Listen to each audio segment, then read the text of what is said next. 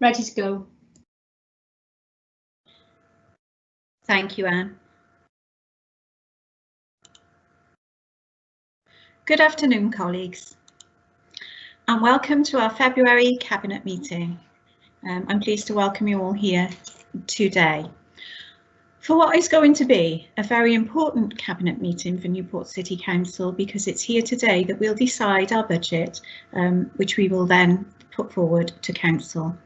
So starting then, colleagues, with item number 1 on our agenda today, apologies. Are there any apologies for absence? Just Councillor Giles, Leader. Yeah. Thank you. Thanks. Item number 2, declarations of interest. Are there any declarations of interest? No. Thank you. Item number 3 then, colleagues, are the minutes from our January Cabinet meeting, and you can find these on pages 3 to 14 of your packs.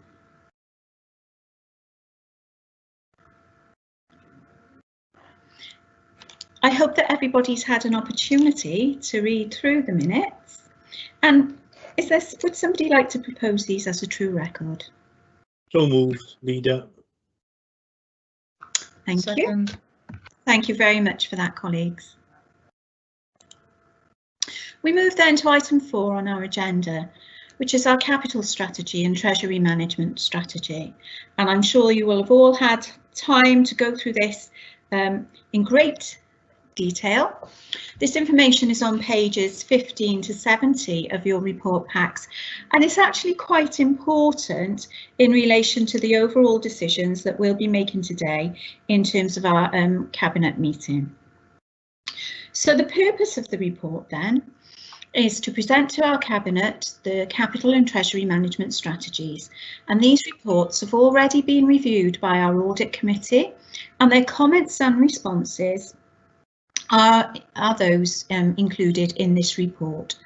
The report includes both strategies, which at their core confirm the capital programme as part of the capital strategy, and the various borrowing limits and other indicators which govern the management of the Council's borrowing and investing activities as part of our treasury management strategy.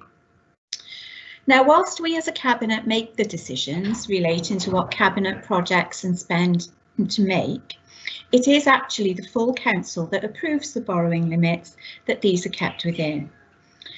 Many projects are funded from capital grants, capital receipts and specific reserves which do not impact on borrowing levels, but where borrowing is required, the programme is required to be set within those limits. This is an important area of overall financial management governance, in that borrowing levels, once taken up, commit the Council to a long-term liability for revenue costs in relation to the provision of the repayment of those loans. These are our MRP costs and external loan interest costs as well. Now together these are known as capital financing costs. Both of these strategies are a requirement of SIPFA's Prudential Code, which sets out the requirement for them and ensure within the frameworks which these documents are set that capital expenditure plans are affordable, capital spend and programmes are within sustainable limits and can be accommodated within current and forecast future funding levels, that they're prudent. As local authorities, we need to set borrowing limits called operational and authorised limits, and these reflect the Council's plan for affordable capital plans and their financing costs. On investing activities, councils need to consider the balance between security, liquidity and yield, which reflects their own risk appetite, but which prioritises security and liquidity over yield. They're also required to be sustainable. Our capital plans and the revenue cost of financing the current and future forecast borrowing and debt taken out for that needs to be sustainable in terms of our overall finances and the impact on that. And you can see in the report, actually, these are reviewed at length by the Head of Finance, and you can see the comments that he's provided within the report on that. Now, our capital programme goes to 2024-25, and this is the original capital 5-year programme to 22-23, which has been extended by 2 years for projects whose completion spans beyond the 5 years. This is a significant capital programme. The capital programme includes £211.4 million of already approved projects, and alongside new investments such as the borrowing for Cardiff Capital Region spend at £17.3 million, £19.7 million for the new leisure scheme, and £4.5 million for further uncommitted borrowing for future projects, this brings the total investment of £252.9 million for the programme ending 24-25. This is a significant investment for our city's key infrastructure. And within this, the key projects include our new leisure scheme in the city centre. Now that's on the agenda today, and we will make a decision on that today. But if that project is approved, that will also pave the way for the new Gwent College. Both will bring much needed footfall and vibrancy to the city centre. Those two projects alone signal over £100 million of public sector-led investment in the city centre of Newport. Other key projects include our investment in the refurbishment and the restoration of our city's transporter bridge, nearly £13 million. A significant expansion, modernisation and maintenance of our school buildings, making up the majority of our £101 million investment in this programme in education and schools. Over £25 million of funding for the Cardiff City Capital Region, which is enabling a huge level of economic development across our region, which will benefit both Newport and the wider region and attract investment from the global investment field. We've over £7 million invested in our city centre and regeneration projects, and we've included further funding in our revenue budget to continue and expand on that.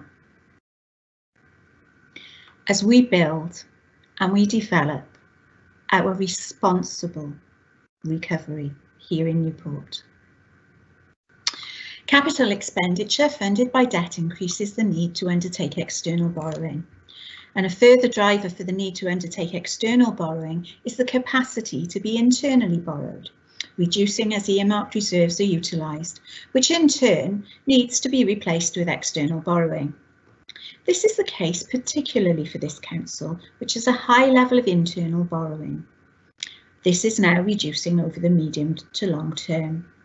The council, therefore, is committed and has a requirement to be a net borrower for the long term. For the remaining 3 years of the current capital programme, the level of borrowing to facilitate the current capital programme is substantial, with external borrowing increasing from an estimated £165 million at the end of this financial year to £234 million in 2024-25, an increase of over £70 million. The total committed requirement for external borrowing is forecast to be around £284 million, and these are shown in Table 2 of the report. The commitment to increase external borrowing leads to the increasing capital financing costs, as set out in Table 3 of the report, and show a significant increase in capital refinancing costs from 2020-21. These costs are included in the Council's MTFP. Costs will continue to increase into the medium to long term. Compared to comparative authorities, the percentage of the capital financing costs as a proportion to the Council's total net revenue is high. We fully funded the capital financing costs required to complete this current capital programme, and this is a key issue around showing affordability. As the Council's net budget is increasing significantly too, the proportion of the Council's net budget allocated to this remains broadly the same as now, and the issue of potentially lower or low growth in funding is not a new risk. Therefore, from a sustainability viewpoint, the relative high cost of this budget is a challenge and is a risk, but no higher or new than it is today. Now, colleagues, our Treasury strategy deals with the plans for the Council's borrowing and investing activities. On borrowing, the capacity to be internally borrowed will reduce over the medium to long term. However, the Council may, where it feels necessary, to mitigate the risk of interest rate rises, undertake borrowing early to secure interest rates within agreed revenue budgets. Now, this will be done, of course, in line with advice from our Treasury advisors. On investing, the authority's objective when investing money is to strike an appropriate balance between risk and return, minimising the risk of incurring losses from defaults and the risk of receiving unsuitably low investment income. Given the increasing risk and very low returns from short-term unsecured bank investments, the authority aimed to diversify into higher yielding asset classes during 2021-22. This was delayed due to the current economic climate as a result of the pandemic. This is especially the case for the estimated 10 million that is available for longer term investment. All of the authority's surplus cash is currently invested in short-term unsecured bank deposits and local authorities. The strategy to diversify into higher yield asset classes will be implemented in the forthcoming year. So colleagues, there we are then, an overview of our first substantive item today. That is our capital strategy and our treasury management strategy. As I've previously mentioned, they've already been reviewed by our audit committee, and the comments from audit committee are included in the report. And colleagues, as you'll be aware, as I've mentioned, whilst we make the decisions in terms of what capital projects and spend to make, it is the full council that approves the borrowing limits. So colleagues, over to you if you would like to comment prior to us approving this report and its submission to council for agreement of full council. Would anybody like to comment?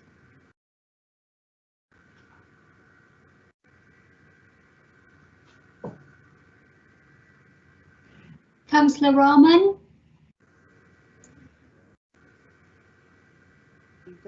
I just want to pick up on a few points that you've raised in your opening remarks there with regards to capital expenditure plans. Obviously, you've commented and committed to the council to making sure that any capital expenditure is and has to be affordable, prudent and sustainable, and we need to minimise the risk to the authority now more than ever, with a lot of uncertainties within our country, such as the COVID pandemic, and as well as Brexit. But I just wanted to raise a couple of points from my sort of assets portfolio, that the investment that we're talking about isn't just investment in our current assets, in our current infrastructure, but investment in our future, as well as, but more importantly, in our community and our city centre. We'll be talking about the leisure centre in a moment, but I would advise colleagues and all those listening in to have a look at the report and look at what this council is spending the money on. Most of the funding is going towards our school, towards the school buildings, and I can speak as a governor of mainly primary school, where we've seen recent investment in the toilets at mainly primary. Other schools are seeing significant investments, such as Mays Glass Special School. They've seen a huge amount of investment in new facilities there, and other primary schools and secondary schools as well. But also, I just want to raise the key sort of infrastructure projects that we're looking at it's not just the leisure centre that we're looking at. We're also looking at the transport facility that we have within our city, how it serves our community. There's a mention in the report as well about the footbridge over the Newport station. It's something that we've, as authority, commented on previous times before, but we're actually doing something about it. Although the public might not hear us talk about it as often as we would like, we are taking action to deliver for the people of our community. And all those promises that we've made, we have kept them, and we are keeping them, and we're working towards keeping them.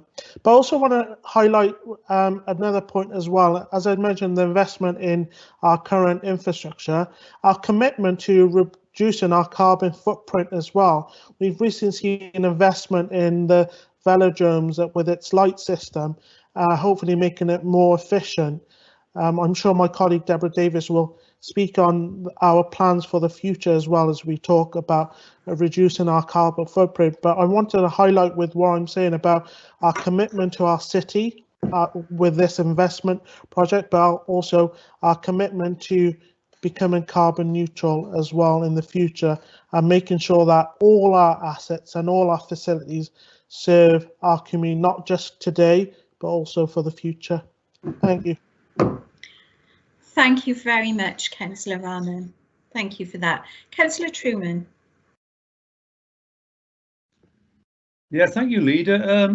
If ever there was a time for good news, it's certainly now. It's the time. And with all the difficulties with COVID, the economy, we're all striving to see some good news, and this is good news. It's in fact, I see it as a sort of a roadmap for moving us forward. And it's strategic, it's progressive, it's forward thinking.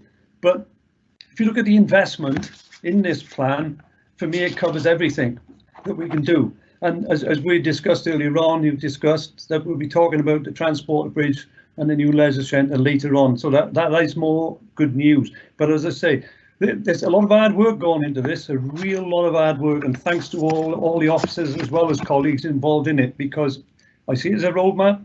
It's a way forward, and it's some good news. We've been short of good news for nearly 12 months, over 12 months, all of us. And for me, this is taking us forward. It's progressive.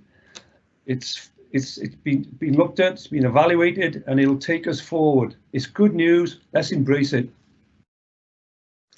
Thank you very much, Councillor Truman. Councillor Cochrane. Yeah, thank you, Leader. I think that was an excellent presentation, and there's no question about it. The problem is, I suppose, is if covering everything, really, isn't it? Because there's so much good, as Ray has just said. But I just like to mention one point, and I think you all know what I'm going to say. We've had an investment of nearly £4 million in our own children's residential homes. More than any other local authority in Wales, we've got more residential homes for children. Now, what that does clearly is it allows us not to rely on the private sector and bringing these children back home from out of their area. This investment clearly has a major impact on the children, which is great, bringing them home. And also, from a cynic's point of view, we are saving a hell of a lot of money over it. So bringing them home, I think that's what we want to do, as that famous musical says, bring on one home. But really, Leader, I think we've got some wonderful stories to tell. There's no question about that. And I think you've only just touched on a little bit of it, because we'd be here all night, to be perfectly honest, if we went through everything that we are doing. Well done.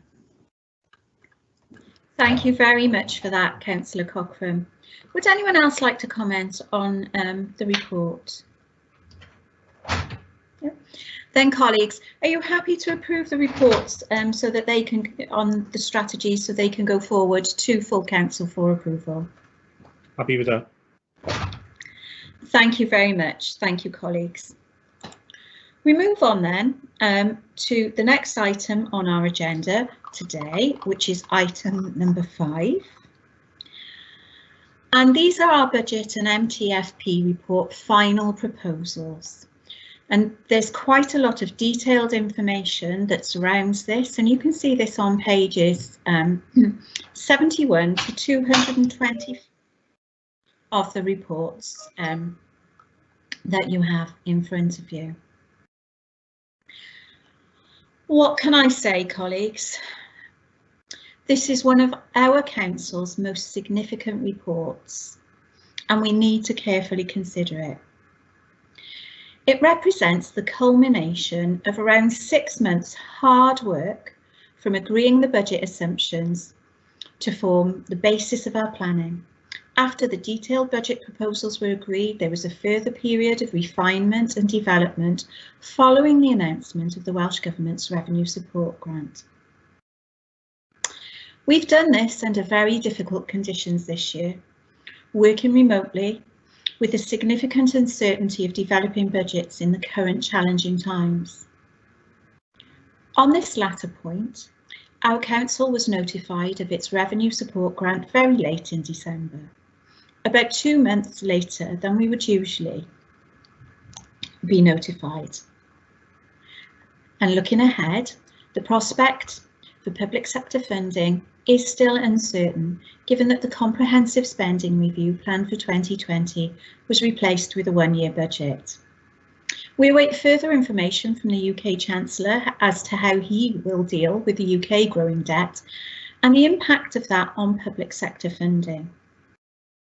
And of course, the current route out of national lockdowns and how the UK and indeed the rest of the world will recover from the COVID pandemic. That remains unknown, but what we do know is that this is a very fragile situation. Notwithstanding all of this, we have to produce a budget. And I thank my Cabinet colleagues and officers of the Council who've worked so very hard to get us to this point. It really has been a tremendous effort by all. So thank you. Now, to remind everyone, as the administration, we make decisions on where we will spend the Council's resources, and a key part of that is the council tax level required to fund that, alongside our revenue support grant. Council tax only makes up about 24% of the council's revenue budget funding, but is still an essential part of that. Full council makes the decision on the council tax, and they will review and consider the recommendation that we make here today. Now, turning to our budget and our detailed proposals, what I would like to say right from the outset here is that we have taken a great deal of time, not just to work on this budget and the detailed proposals, but we've taken a great deal of time to listen to what our residents, our partners and our stakeholders have had to say.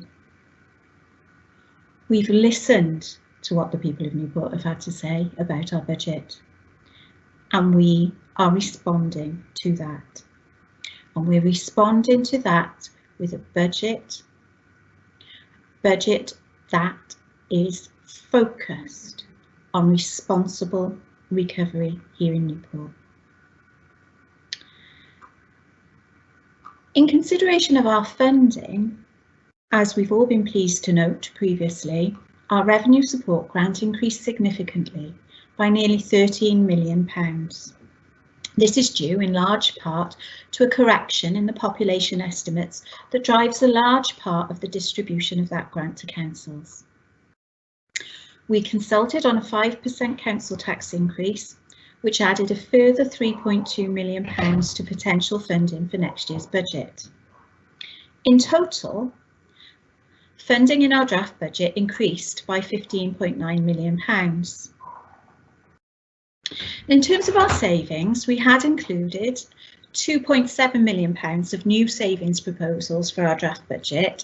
However, most of these, 1.8 million, do not impact on services implementing them, and increases our flexibility to invest more into frontline services to the public in the city. We consulted on proposals that we consider improve services and that are part of a wider transformation of those services, and Councillor Cochrane has already mentioned the transformation of children's services and how we've been working on that. Now, the results of the public consultation, as we can see in our packs, confirm that they agree with our proposals, with the exception of one proposal and the proposed increase in council tax. I'd like to consider for a moment the feedback that we've had from the public and from our partners and stakeholders through our budget consultation, because I'd like to suggest to you colleagues that this is actually a positive result. It shows that we are aligning our thinking to the thinking of our residents, our partners and our stakeholders. Now, the increased council tax wasn't popular in the consultation, and we do appreciate that in the current climate, this needs to be reconsidered. I'll come to this when I list how we use the flexibility that we have, but we have taken the feedback from our residents on board. I made a commitment to the people of Newport when I became the leader that we would listen to what they had to say. They've spoken and we have listened. So as the report shows in Table 1, we had £2.8 million of available resources in hand at the draft budget stage. And further efficiency savings have been added to that, and they're shown in Table 1. The balance in hand for resources to allocate now stands at £3.98 million. Before I make a summary of the overall investment levels we are making to services and why, I'll set out how this final element will be allocated and used first. So, firstly, we will invest in social care. We'll make provision for the potential risk of higher ongoing costs in our social care sector following the challenges that come out of both COVID and Brexit.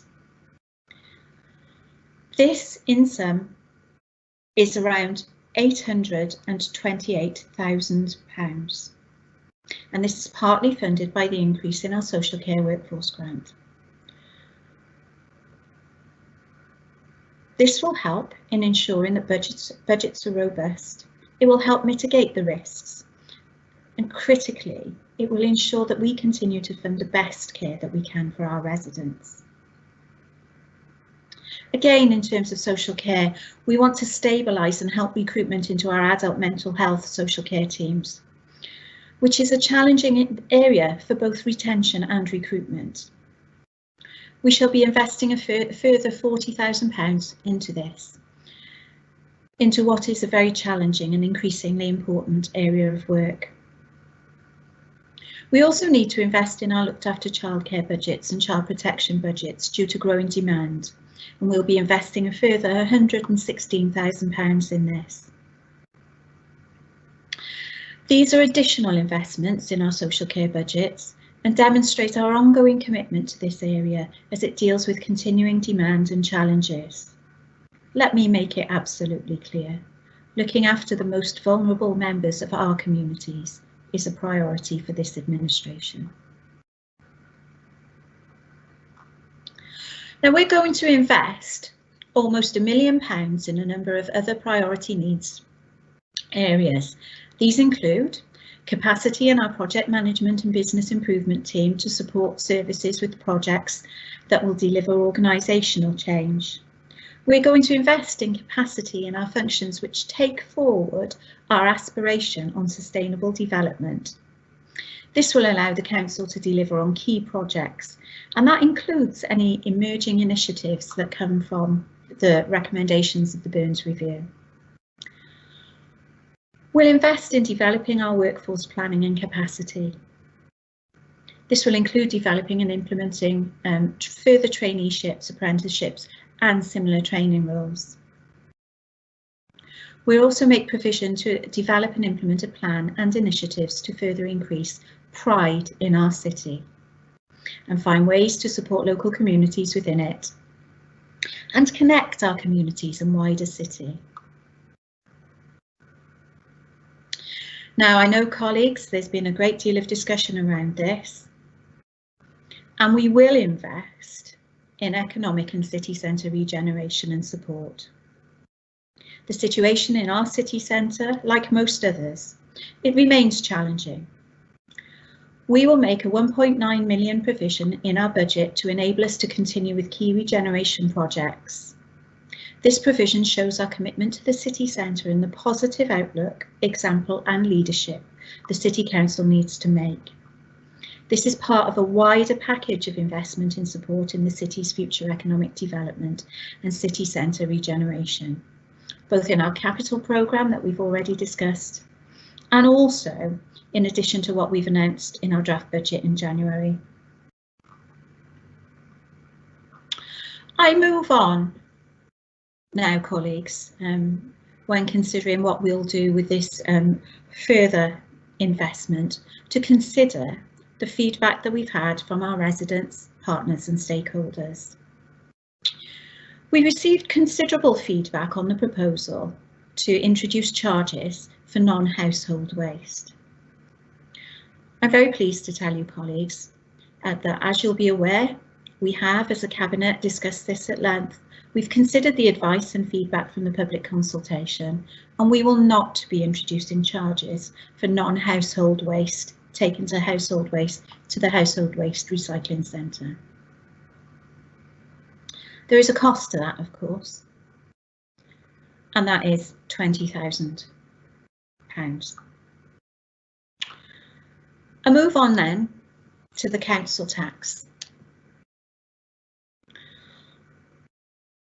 This has been an issue that we've discussed at length. When we drafted our budget, we consulted our residents on a 5% increase in council tax. We would still have had one of the lowest rates in Wales and indeed the UK.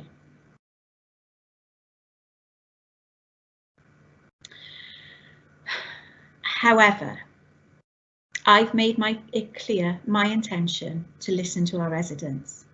My administration appreciates the tough times that we're going through and the uncertainty that still exists. We will therefore reduce the proposed increase in council tax, and we shall reduce that from a proposed 5% increase to a proposed 3.7% increase. This will cost £753,000. So that deals with the unallocated resources. I move now to consider and to reflect upon how we've chosen to invest our increased resources. What does it look like overall? How does our budget look? Well, I'd like to focus on the three biggest areas for us. For our schools, our budget allows for nearly £5 million of increased funding. This covers the assessed cost increases in our schools, and we intend to fully fund that up to the provision we have here. It also includes an estimate for any pay increases, and we'll retain that element and consider it when we have the final agreed position. But our intention is to at least meet the full amount of cost increases up to the budget increases included here. Our schools with accumulated budget deficits or with current in-year overspending budgets will still need to resolve these issues with recovery plans. And officers are working hard with schools on this, and good progress is being made. And I thank our head teachers and our governing bodies for the cooperation and collaboration that they've shown on that. Our history on schools funding continues to demonstrate that we prioritise our schools. Excluding any increases in Welsh Government specific grants for school, which have also grown over the last few years, we've increased schools' core funding by some £15 million over the last 3 years, an annual increase of around 5% on average. And part of this is for our expanding and new schools as the city grows, but also to ensure that cost increases are funded. Social care services. are another key aspect of this budget. We all recognise and understand that demand continues to grow. And we are providing nearly £2.5 million of additional funding here over and above pay prices and price increases. In 2021-22, we will be investing nearly £2.5 million into children's and adult services. This includes provision to meet potential increased costs in our care homes and domiciliary services resulting from COVID and Brexit risks. Now I'd like to move on to the third element of this budget. As a City Council, as a Newport Labour City Council, we're committed to a responsible recovery, a green and just recovery, as we lead the way in helping the city recover from the last 12 months of the pandemic. Our budget proposals will help us to achieve this. Firstly, we're proposing to invest just over £2 million into the financing of our capital programme. Our capital programme is dealt with in another report on the agenda today, and we've just discussed that. But as colleagues have already highlighted, we are investing in our schools, in the city centre, in key cultural infrastructure, such as the Transporter Bridge, and of course, a very new, exciting new leisure facility, which will also pave the way for a new learning campus in the city centre. We're investing in this city for the benefit of all of the residents here in Newport. Secondly, we've also made £1.8 million provision to fund initiatives and regeneration projects in the city centre. I'd also like to highlight, colleagues, that our draft budget also makes provision for an empty property fund. We will target key unsightly buildings that residents tell us they're so concerned about because they blight our landscape. We will offer support, but we will also use our legal and enforcement powers to take action against neglectful and absent owners. Thirdly, as I've announced, we will invest in our people, the people of Newport, increasing the numbers of apprenticeships and traineeships and other schemes in the council. This will provide valuable training opportunities for our residents to gain work and training and to help the council grow and develop our workforce. We want our people, our workforce, to better reflect the communities that we serve. This investment will help us achieve that. Fourthly, we are going to invest in a green recovery, investing in more resources for those areas that plan and deliver on sustainable development projects, which will also include supporting the implementation of many of the recommendations of the Burns Review. Carbon reduction and sustainable development is a priority. The resources here will begin to create the capacity we need to coordinate and deliver appropriate projects across the council which contribute to this. Lastly, we're investing in resources into the marketing of the city and capacity to deliver more events and local initiatives which will enable the city to raise its profile and for all to engage with. We've listened very carefully to our residents on this. Now, a key part of this last area is our use of one-off resources. Funding our capital financing budget requirement to the end of the current capital programme period is important and needed. It will also, over the next 2 to 3 years, generate some one-off funding. We predict this to be around £3 million. Alongside the Council's forecasted underspending in this year's budget, it should generate a substantial one-off funding resource. We will take a responsible and prudent approach with this, setting aside a financial contingency to assist with any risks that emerge relating to COVID-19 or Brexit. We will also use this to support this revenue budget and its priorities. We understand the challenges that our communities have faced over the past year. Everyone has made sacrifices to get us where we are today, and we've all come to appreciate the value of our well-being. We will invest £500,000 in a COVID community recovery fund to support community groups to play their part in a responsible recovery which focuses on well-being. We will use this to also invest in special projects which help with the sustainable development objectives I've highlighted, and also help us in improving our environment.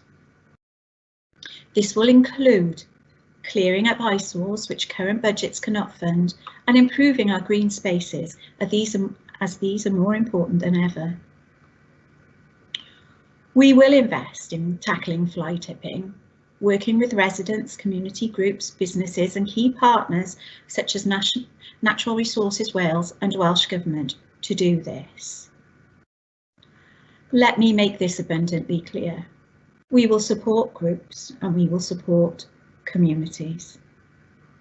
We will provide assistance, support, help and advice. But just as our intentions have been made clear in relation to empty properties, we will also use our legal and enforcement powers to address this issue. We are also in discussions with Natural Resources Wales and the Welsh Government to become a pilot area for green recovery here in Wales. And by setting aside some resource to help us with this, we'll be able to be right at the forefront, pioneering the way in terms of green recovery. Now, throughout our pandemic, we've administered over £4.5 million of grant funding to businesses and millions more in business rate relief payments. As part of our responsible recovery budget, we will also increase our support for businesses, investing £250,000 in our business development grant scheme. Between the core funding being provided to create capacity and the capital programme and one-off funding that we have, I'm confident that we can make a real impact which will help instil more pride in our city. This is a budget that deals with the current position on where day-to-day services and investment is required, but it also looks forward and starts to plan for the priorities we and all others have for a responsible recovery. This not only includes the wider agenda around climate and decarbonisation, but also closer to home, city environment, our neighbourhoods, our parks and other spaces. The budget supports our 4 strategic recovery aims, supporting education and employment, supporting the environment and the economy, supporting the health and well-being of citizens, and supporting citizens post-COVID. This budget prioritises people and invests in place. It sets out the foundations for a green and just recovery, a responsible recovery for all of us. And of course, we are able to do this with a lower council tax, which we also appreciate is very important at this time. So colleagues, I present to you our budget and medium-term financial plan. And I turn to you now. Do you have any comments? Was there any comments you would like to make on that? Deputy Leader. Yes, thank you, Leader, and thank you for that detailed insight into our budget. I'd like to refer to the paragraph that includes we will invest in tackling fly tipping, working with residents, community groups, etc., etc. The waste team is very effective and deals with fly tipping as one of its roles. The area will benefit from investment, and this investment will help in its statutory duties, some of which include fly tipping removal, which is on public and adopted highway. Removal of fly tip waste on private land is not the responsibility of the council. Fly tipping investigations and enforcement action, which include fixed penalty notices and prosecutions. Illegal waste carrying and disposal, disposal, including duty of care checks, and monitoring of household waste collections and engagement with residents. Some additional non-statutory duties include partnership working with Welsh Government, National Resources Wales, and Keep Wales Tidy, benchmarking and sharing of good practices, delivery of specific operations and action days with Gwent Police, South Wales Fire and Rescue to tackle fly tipping, antisocial behaviour and more, and to support volunteer litter picking groups. We welcome litter picking activities which are positive for communities and the environment. Volunteer groups are being supported by Newport City Council, but we would ask volunteer groups to comply with the rules set out in the pre-booking collection agreements available on the Newport City Council website. Some groups are currently disregarding these rules, which puts them at risk for many reasons which I don't need to go into, including their own health and safety. This also creates issues for the council and other organisations dealing with litter, fly tipping, antisocial behaviour and possible prosecution and collection. Some of these include not adhering to social distancing as per government guidelines, following health and safety procedures, litter picking on private land, and not sorting their waste into recyclables, with a limit only on the amount of bags they can have. Definitely no sharps, and safe collection points. These are laid out on Newport Council's website and include no bags to be collected on roads over 50 miles an hour. Littering and fly tipping is a big issue for us all, and I urge people to dispose of their waste responsibly and look forward to that investment. Thank you, Leader. Thank you very much for that, Deputy Leader. Here. Absolutely, thank you. Councillor Truman. Yeah, thank you, Leader. Leader, you said from the offset when you took over, you'd listen, and I think this budget demonstrates that, and it's been widely consulted on, as you've said, right across the piece,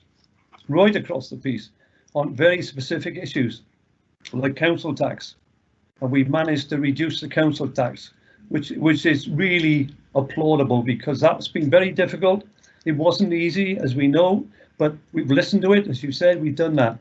The investment in the city centre is needed, of course, like all other cities and towns throughout Great Britain. We're not just a town or a city, call us what you like, that needs investment. It's right across this recession, austerity. It's all COVID. It's all contributed to requirement to have more investment, and this is doing that. Schools have been listened to quite well, I would say, as well, and particularly children's and adult services, that they've been listened to. And one of the key ones, certainly, was some of my two colleagues in the ward I represent get a lot of, is the empty property, something for the empty properties, and that's the thing that covers all the wards, because we know the buildings. I'm not going to name them. We all know they are and where they are. And this is a chance for the first time, and I've been around a long time, can remember funding to treat these empty properties. That's got to be welcome, because there must be nothing worse than living next to a property is a total eyesore. It's falling down, and it brings the whole area down. And this is money that we can look at it and provide it, and that's fantastic. That is great, really is, honestly. But as you say, it's a listened to budget, definitely a listened to budget, and it's been listened to. And I say, but all budgets are not easy to do, but this one is listened to. People have been listened to, and I've got to be quite honest, it's progressive and it's certainly forward thinking. Thank you for that, Councillor Truman, and I really respect and value your comments on that. It's certainly really helpful to have somebody with your experience to support and advise as well, so thank you very much for that. Councillor Harvey. Thanks, Leader. I reiterate everything two of my colleagues have already said, and yourself. You have listened, we've all listened. You've gone from 5% down to 3.7%. That's a massive drop in council tax. Rishi Sunak has already announced that there's going to be a pay freeze for public sector workers, so that's your police, your teachers. People seem to think because the school is closed, the teachers are not working. They haven't stopped working. And as Councillor Giles isn't here, I just want to make mention of the schools, the teaching staff, all the work that's gone in, all the back office work that's gone in with the schools to make sure that the students have got all the IT equipment they need. They got dongles if they can't afford internet access. It's just one good story after another. Anybody finds fault with this budget, and they're going to get them, you always do. I would really suggest they sit down, actually read it before they make a comment, because they make themselves look a little bit silly. And given, as I just said, the UK Chancellor thinks it's okay to not give our teachers a pay rise. We think that's wrong. They do deserve their pay rise. And my God, this COVID year, they have earned it, every penny. So thank you for listening. Thank you to everybody that have come back on the consultation period and have told us what they want. Because in all honesty, they pretty much agreed with everything we were doing. So thank you, everybody, and hats off, Leader. Good budget. Thank you, Councillor Harvey, and thank you for your continued thank you for your continued support with this. I really appreciate it. Thank you. Councillor Davis. Thank you, Leader. When we set this budget and we listened, I think it's important to point out that we also considered our wellbeing objectives. We want to be a thriving city. We want to have aspirational people within our city. We want to improve skills, educational outcomes and employment opportunities. We want to promote economic growth and regeneration whilst protecting the environment. We want to enable people to be healthy, independent and resilient. And we want to build cohesive and sustainable communities. This budget achieves all these objectives. There's money put in place, careful considering given to what our community needs. To actually give a large sum of money, £500,000 to sustain a COVID community recovery fund that will ensure that our residents who are most vulnerable and are suffering because of this dreadful pandemic, it's absolutely superb that we're actually we're able to address that. But more importantly for me as a cabinet member is that we're able to support the Green Recovery Plan, that we're able to support and deliver on the recommendations that have been made by the Burns Review.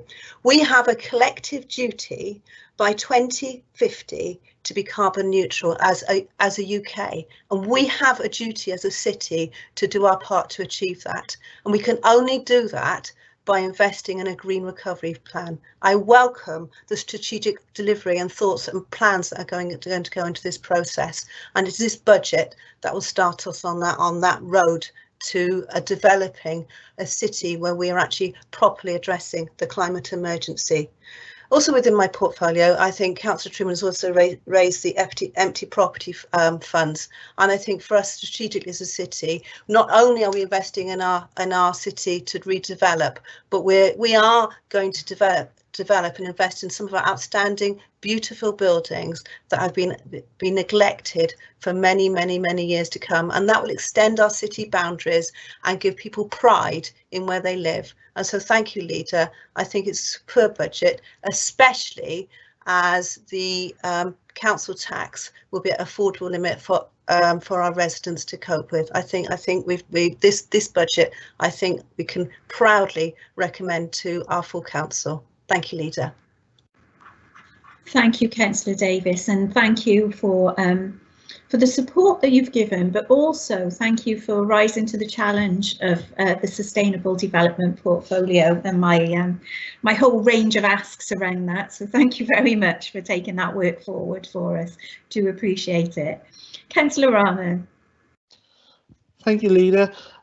Just a few points really I want to speak on, but I want to reiterate what my colleagues have said, that we've actually listened to the public, and you've listened in particular, keeping your promise of listening to the people as leader of this council. I know in the report that we've had lower public consultation than previously, but this proves the fact that we're not raising council tax by 5% and also withdrawing the household waste charges, that we've listened and democracy works. Our democratic values and institutions only work if people get involved, and the fact that people got involved in commenting in this budget shows that we've listened to them and we are doing what they've asked us to do, and quite rightly that's how it should be.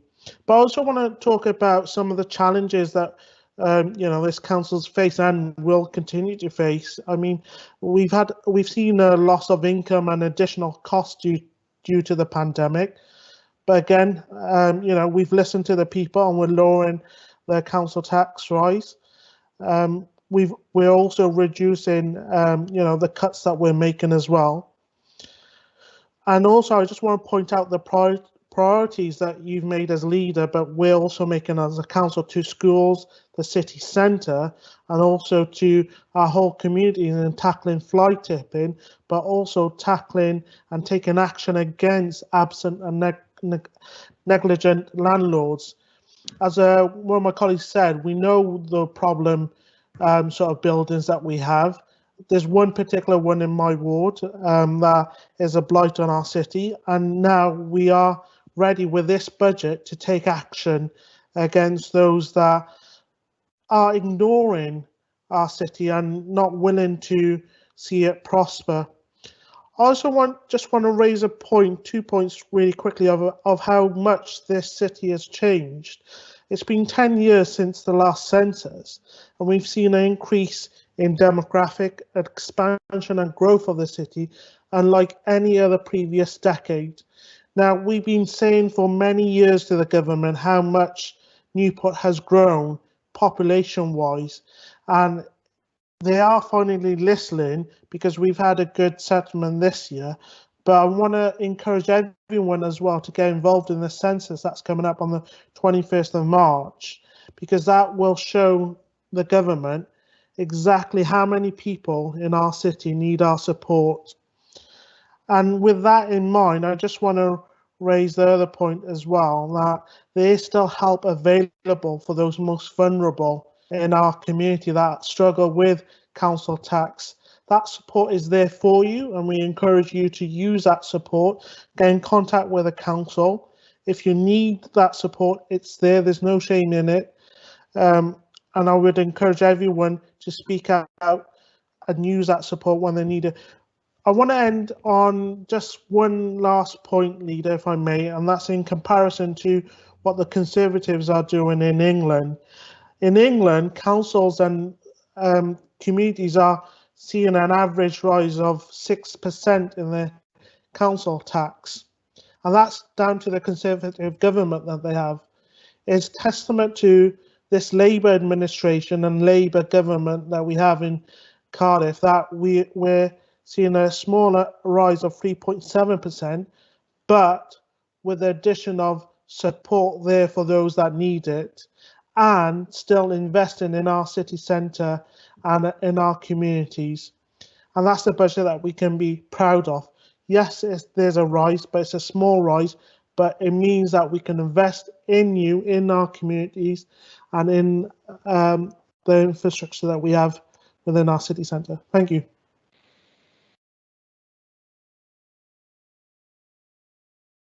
Thank you very much for that, Councillor Rahman. You highlight there some really important aspects of the budget, and this is how the budget makes provision to care for those most vulnerable within our communities.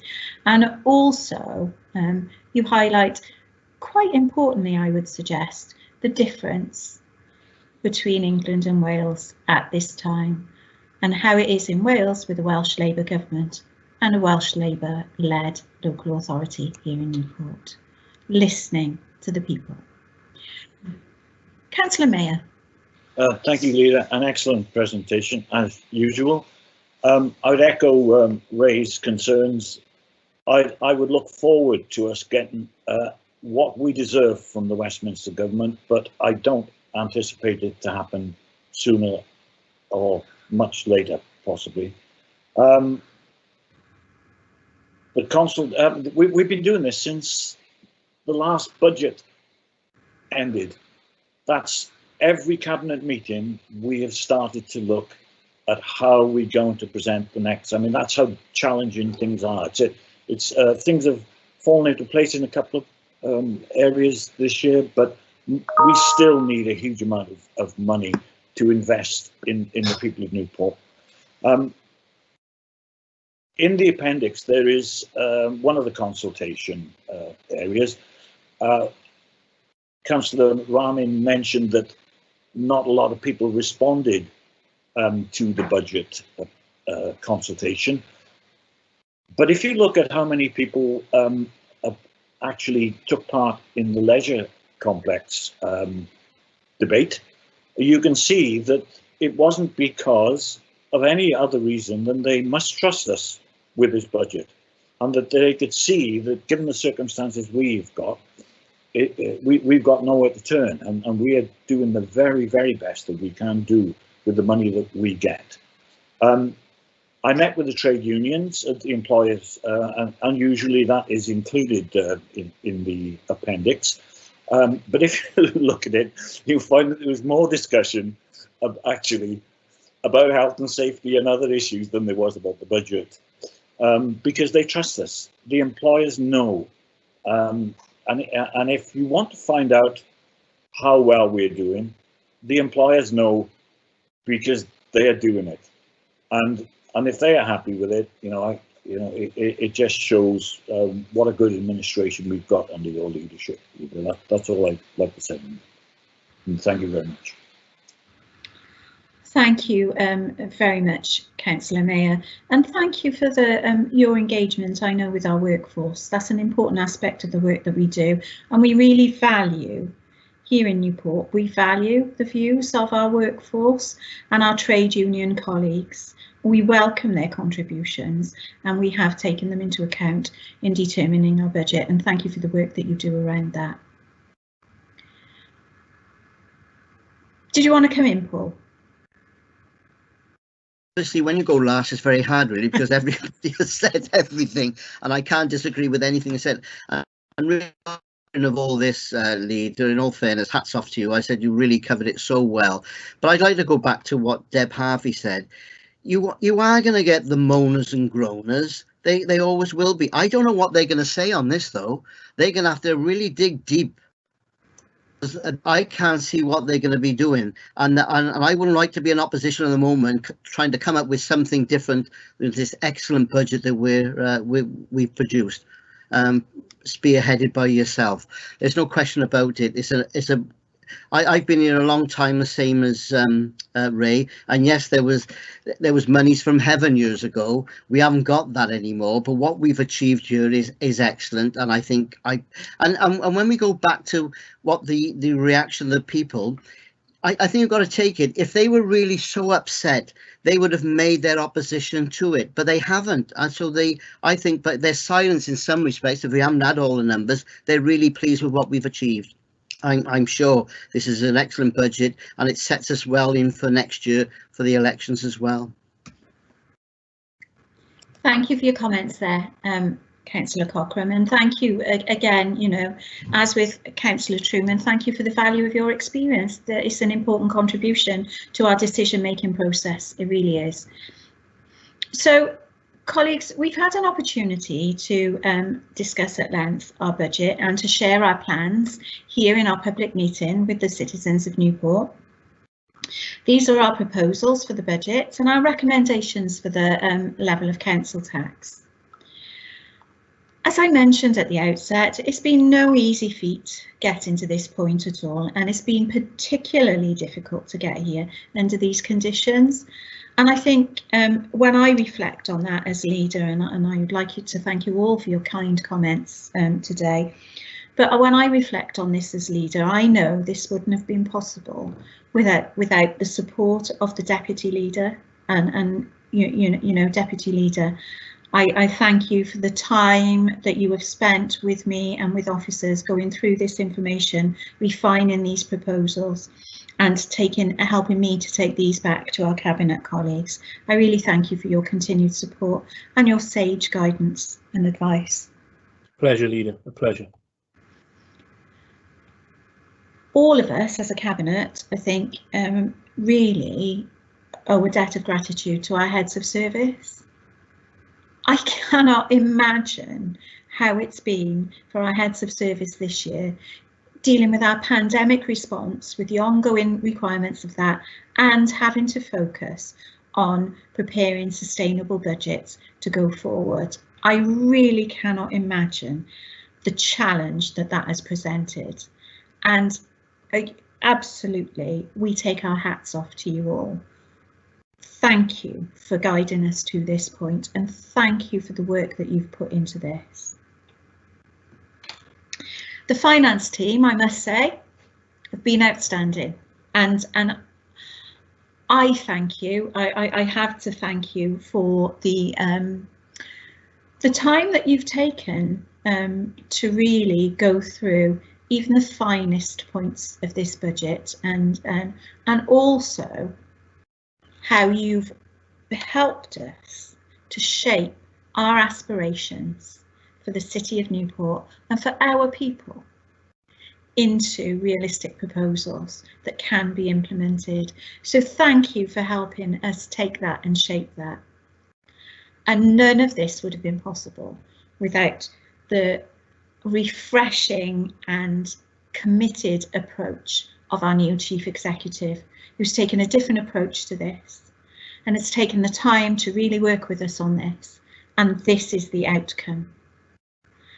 A responsible recovery, a budget that is for a green recovery, a just recovery, a responsible recovery for our citizens. And we've done this collaboratively.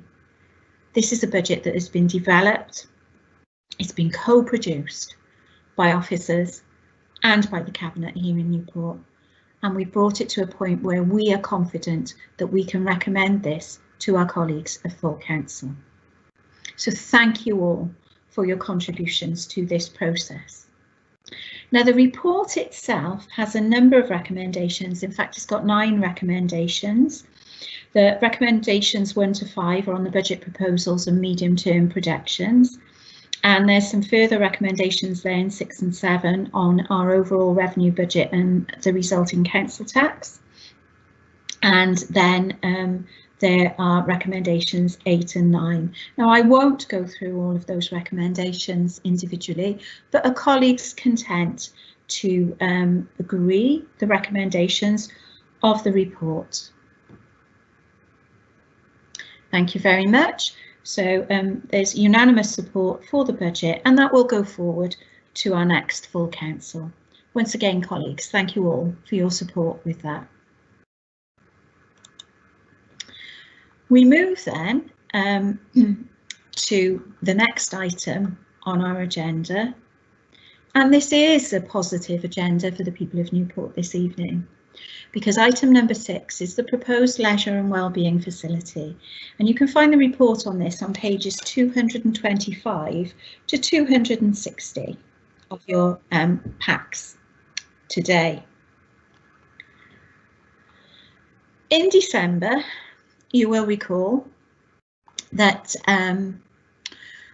we agreed that we would consult with the public on proposals to build a new environmentally sustainable and energy efficient leisure and wellbeing facility on a brownfield site overlooking the River Esk. In doing so, this would enable us to allocate the existing Newport Centre land to Coleg Gwent for the purpose of relocation of their further education campus into the city centre. I'm going now to turn to the Cabinet member to invite the Cabinet member to provide us with further information on how this proposal and the consultation has progressed. Cabinet member, would you like to comment? Deb. Sorry, Leader, I was in my own world then. I was reading all the consultations. I do apologise. Been a long week and it's only Monday. But I just can't tell you how excited I am about this proposal. For 94% of over 1,000 survey responses to say yes, they do want to see a new leisure and wellbeing facility in Newport. Why wouldn't they? A rooftop garden, which can be used for other things, a leisure pool, conventional pool, family-friendly wet changing facility, fitness suite and studio, dry changing facilities, on-site cafe, relaxation area, on-site bike storage, active travel connectivity, enhanced accessibility for all users. Now, what is there not to like?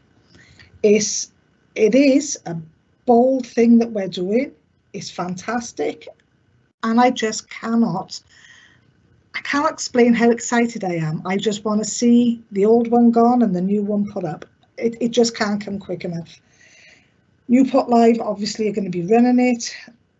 Newport is behind it 110%. So bring it on, as far as I'm concerned. Let's get it done.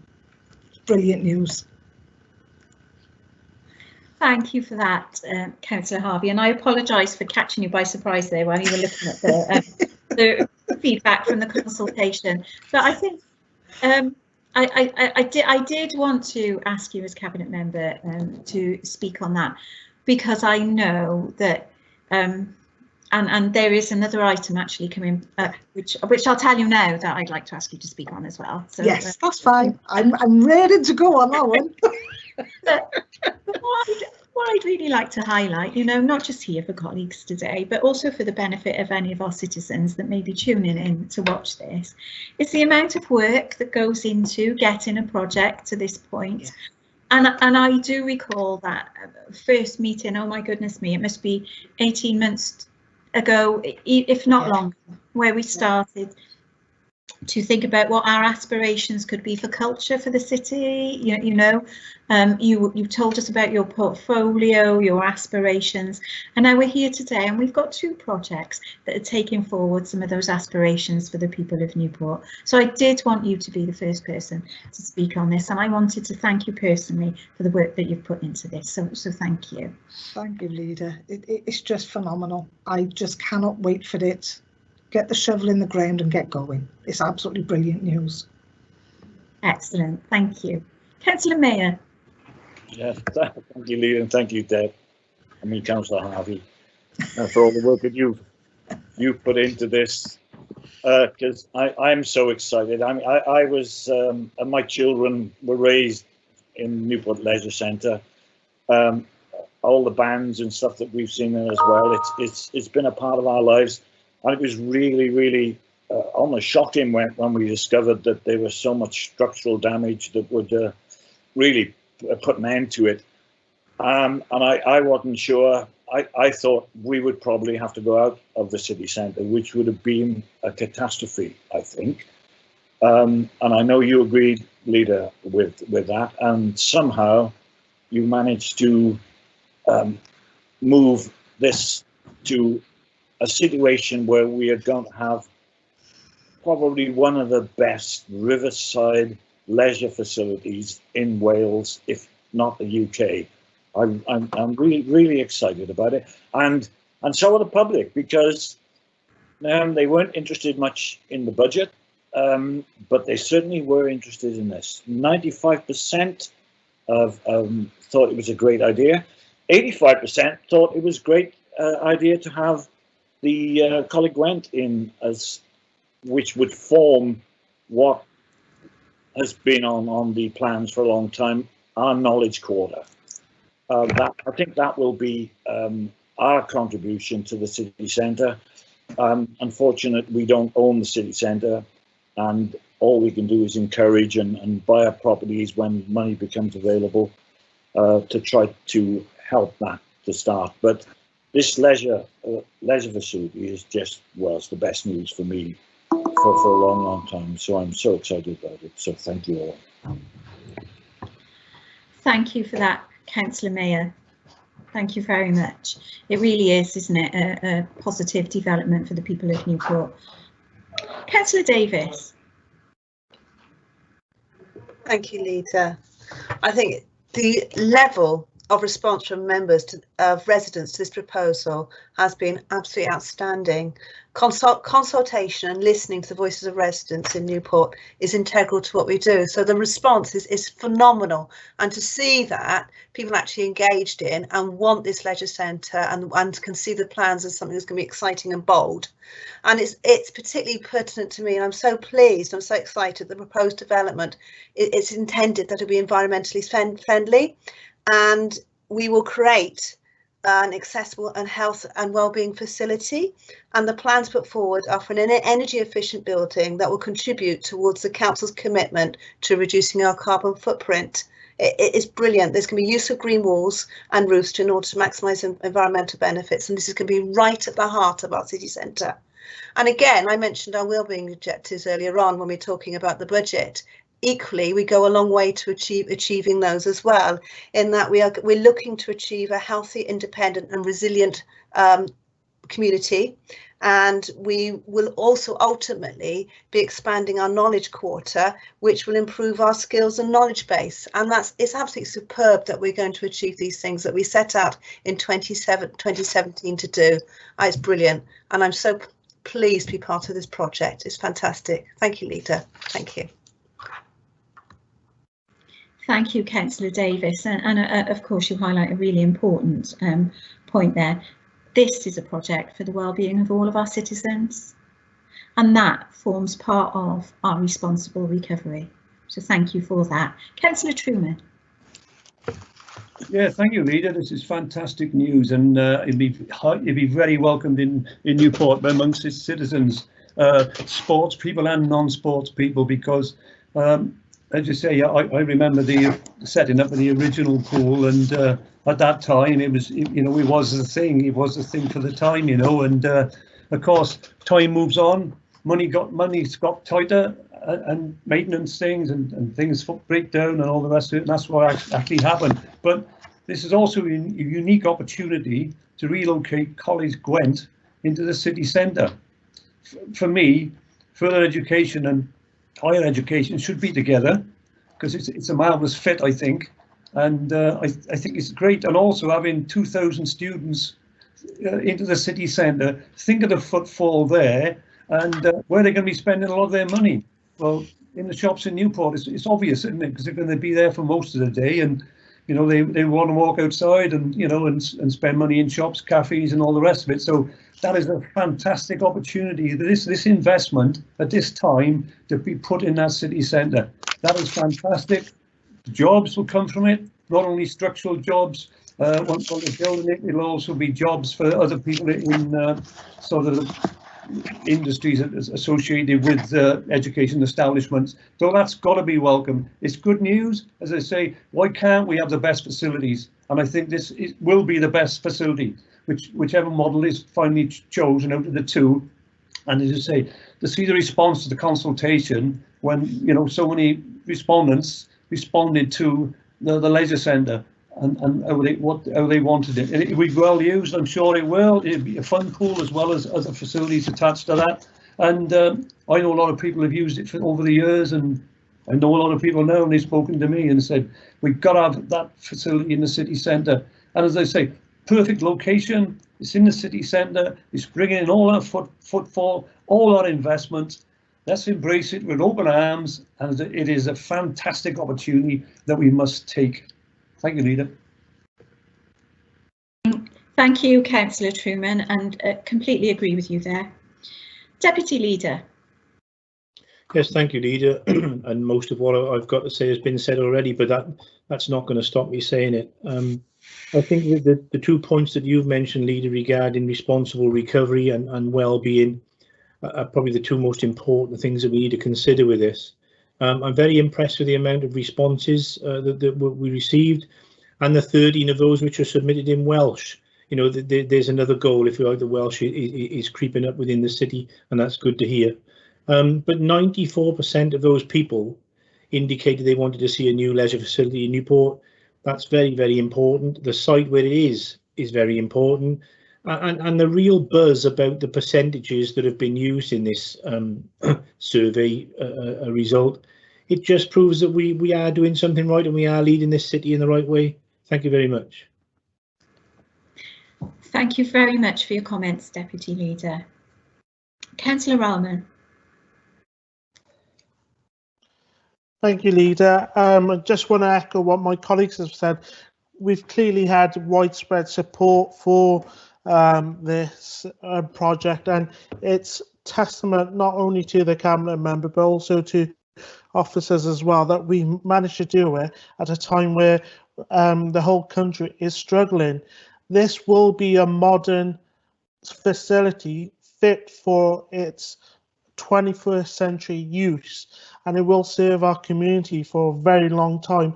But I just want to highlight that we're delivering this project on top of what we're delivering in the budget that we just discussed. We're talking about 2.5 million for additional funding for social care, 1.8 million for the city centre regeneration, 5 million for our schools, green recovery, and then we're also talking about £250,000 made available for small businesses. Now, the fact that this leisure centre is in the city centre will further support those small businesses. So it is part of our investment in the city centre. It's part of our investment in our communities as well. But I just want to highlight, and I get this on the door, well, when I was outdoor knocking, but not anymore due to COVID, obviously due to the pandemic. But I kept being asked, what was the council tax paying for? This is it. This is what our council tax are paying for. The 24% that council tax provides to the council's budget means that we can invest in £250,000 in our small businesses. It means we can invest £5 million in our schools. It means that we can invest £1.8 million in our city centre and other services as well to all our residents. This leisure centre will benefit us all, I believe. Thank you. Thank you very much for that, Councillor Rahman. Thank you. Indeed, I agree with those comments. Councillor Cochrane. Yeah, I think when you look at it, really, without repeating too much, is the consultation summary says it all. I think really, if you read it, you could put that report into just that, and I think it does it all. I was on the original Leisure Services Committee when we sort of started this the move. It was against housing and leisure, if you remember, Ray. There was a vote in the council. Are we going to spend all this money on leisure, or are we going to spend it on housing? And leisure won the day. And I think, like Councillor Mayor said, it's been a wonderful asset for the city. There's no question about it. And but it's had its day, and there's a lot of work needs to be spent on it. So, but the point I want to make is that I think we mustn't forget the other partners in this, really, because they're supporting us, really. So obviously they've got confidence in us, and that's why they're showing out the partnership, because we couldn't do it all on our own. I accept that, but it just shows what the partners feel about us as a local authority in supporting us to move forward in the regeneration of our city. And well done, Deb. Thank you, Councillor Cochrane, and thank you all colleagues there for your comments there. So you've made, we've discussed at length, really, I think, the level of response, and I think that's absolutely outstanding, isn't it? Citizens really wanted to engage with us on these proposals, and we know that the existing Newport Centre building is suffering from a range of structural issues. We know that, and we know that it requires significant investment. It's not sustainable. The plans for the new leisure facility include a modern leisure pool with family-friendly activities. There are all the important environmental aspects that relate to that. And something also that I'd really like to highlight is that this facility will also be seamlessly connected to our expanding active travel network. This really does consider the well-being of our citizens in a number of ways. Now, the building of the new facility not only allows us to provide this a better experience, for the users, but it also frees up the land, as we've discussed, for Coleg Gwent. And that, of course, it will be a really valuable provision here in the city centre. Now, our project will cost around just under £20 million, but only 4.5 million of that comes from council funds. Yeah. The rest of that will come from other sources, and that, colleagues, is far less than the cost of refurbishing the existing centre. Now, we know, and we've mentioned it many times, this last year has been really challenging. But throughout the pandemic, we have not stopped working on plans to improve our city and the lives of our residents, and in particular, supporting our city centre to return stronger. I am so pleased that our residents have spoken to us about this. I'm so pleased that they've engaged with us on this, and it would be completely remiss of me not to thank our partners in this. So I thank Newport Live and I thank Coleg Gwent for their contribution to this project. The report then, colleagues, provides us with two options. Option 1, you will see there's 4 points in there. And option 2 is do not proceed. I think it's pretty clear from our discussion that we've had today that we're not considering option 2. So with that in mind, are members content to approve option 1 and to agree the 4 recommendations that form option 1 of the report? Are members content with that? So thank you very much for that, colleagues. Thank you for the discussion on that. And citizens of Newport, this is just another aspect of the responsible recovery that has the well-being of our people at its very heart. So thank you. And thank you to our officers for getting us to this point, because I know and I am actually going to do this. So Tracy Brooks, Paul Jones, I know how hard you've worked to get us to this point. Thank you. We move on then, colleagues, to the next item on our agenda today. And the next item, again, a fantastic story for Newport. The next item relates to our transporter bridge funding. And you can find the paper on this in pages 261 to 268 of your packs. And there are a number of recommendations in that proposal. Now, as you know, and as we've all been really excited about, and as we spoke earlier, Councillor Harvey, I think this is your life's work, isn't it? It's certainly your legacy for the people of Newport, because you have worked so hard on this particular issue. And as a result of all the hard work, both a real teamwork across our finance departments and our leisure and culture teams, we were very, very pleased when the National Lottery Heritage Fund approved our application for funding to repair and restore the transporter bridge, as well provide a new visitor centre. But what we need to do now as a cabinet is to formally accept the award and fulfil a number of obligations before that Heritage Fund grants permission to start. So the report seeks permission to provide National Lottery with an agreed underwrite for the 365,000 of unconfirmed match funding within the project. The money is expected over the life of the project from direct fundraising, sponsorship and further applications to grant bodies.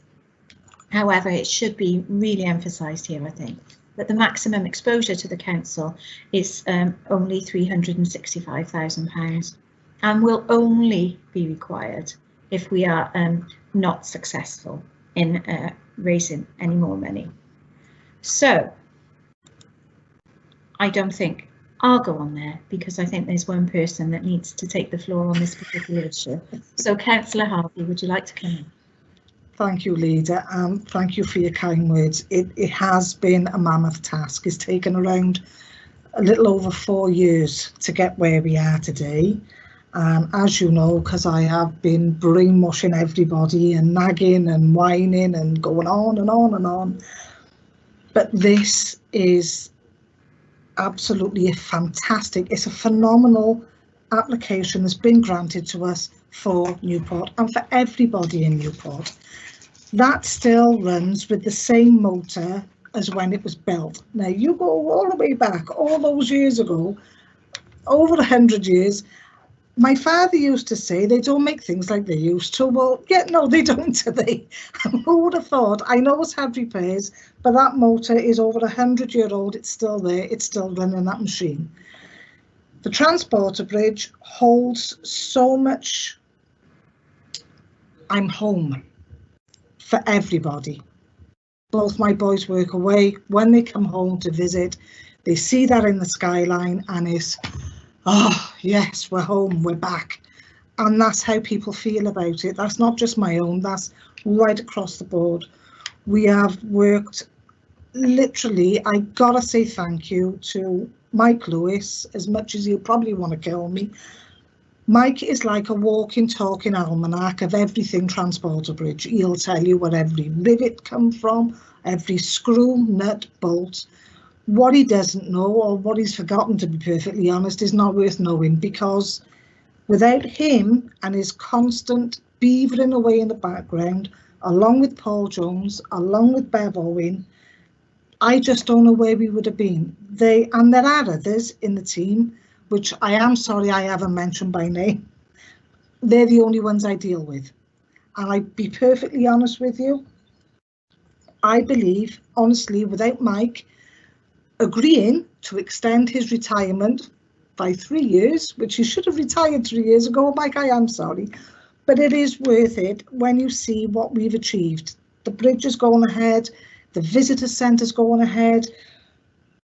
It's phenomenal. I never thought we'd get there, but we have. I am absolutely ecstatic with it. But you do know what this means, leader. Both of my plans now have come to fruition. There's a third cunning plan I will discuss with you.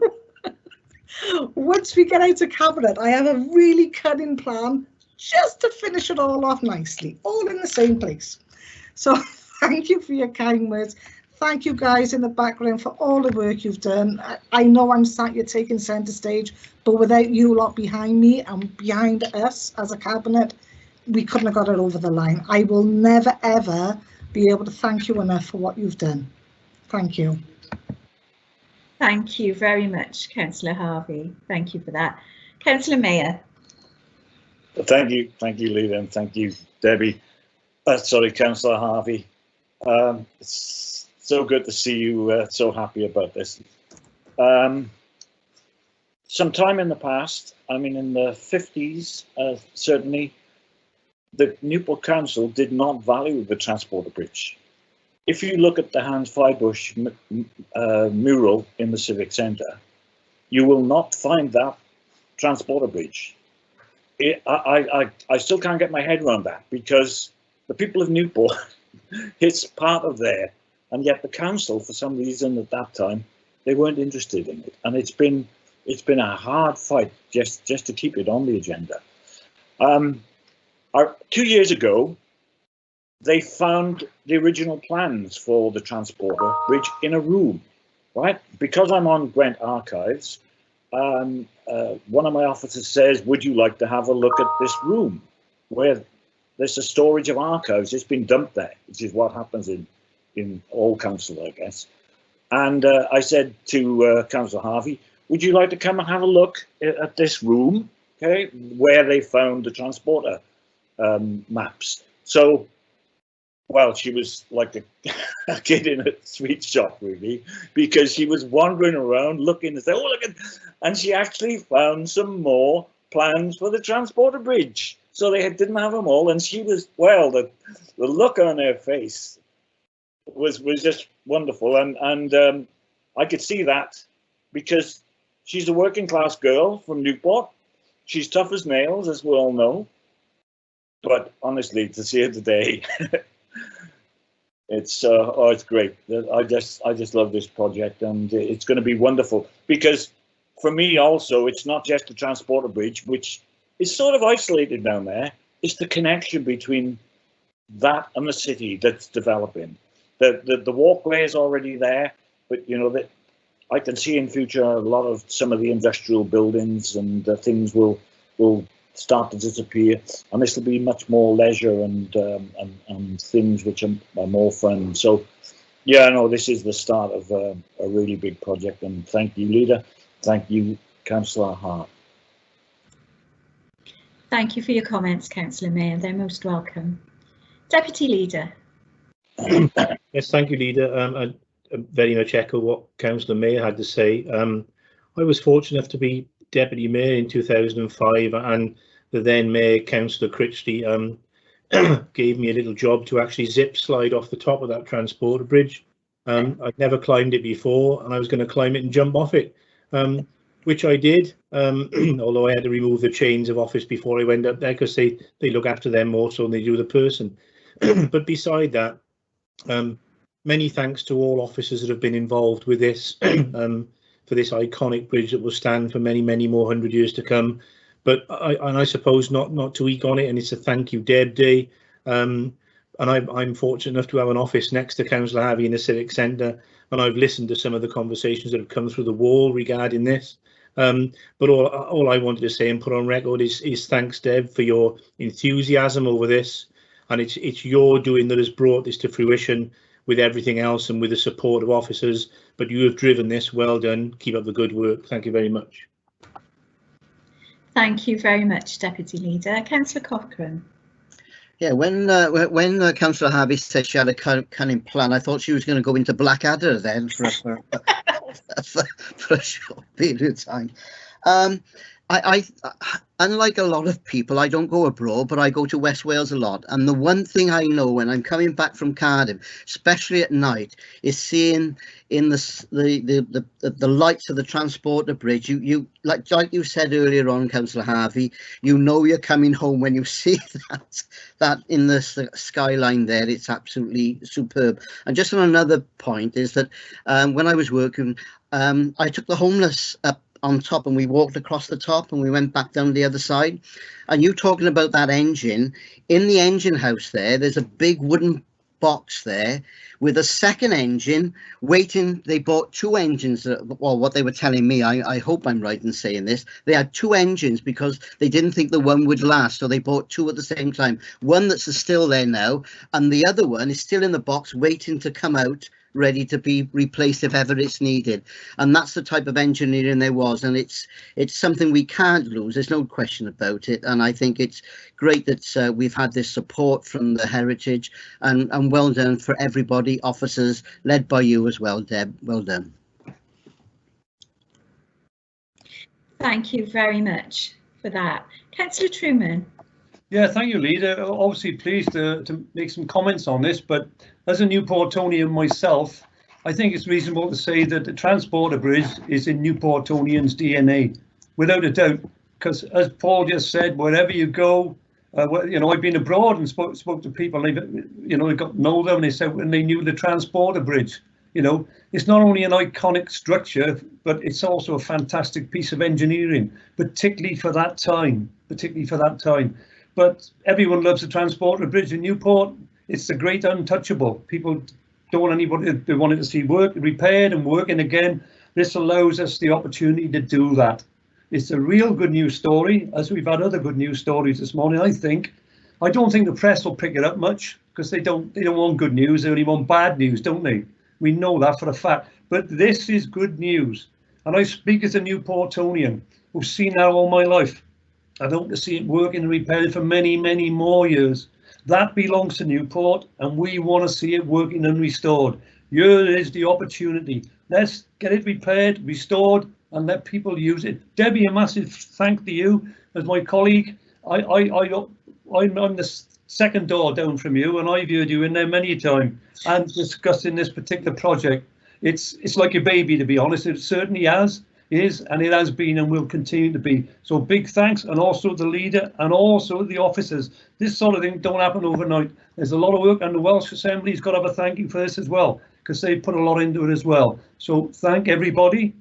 you know, particularly the National Lottery Fund as well, because that's the biggie on this one. So as a Newportonian, fantastic. Thank you very much for that, Councillor Truman. Councillor Davis. Thank you, Leader. I bought the house I live in 22 years ago, and the reason why I bought it was because of the view. I look straight at, I am so fortunate, I see the Transporter Bridge every single day. And the days that those lights aren't up on that bridge are sad days. It's so noticeable when it's not part of our skyline. It is absolutely integral to Newport and what it is.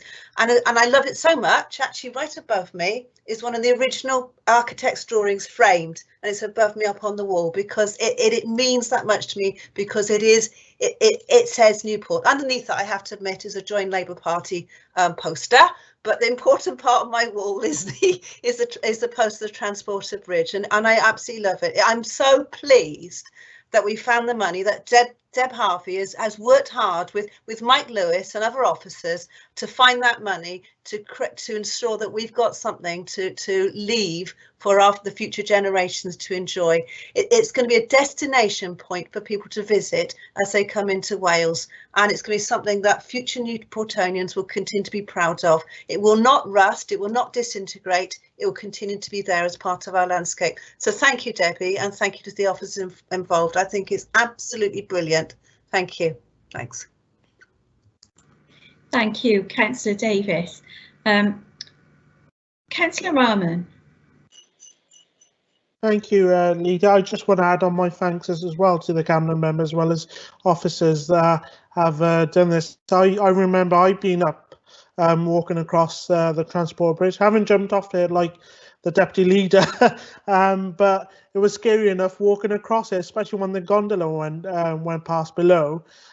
So I've got fond memories of the Transport Bridge, and I'm so glad that it's going to be there for our future generations as well, and they can enjoy and experience the Transport Bridge as I have and others within our city has.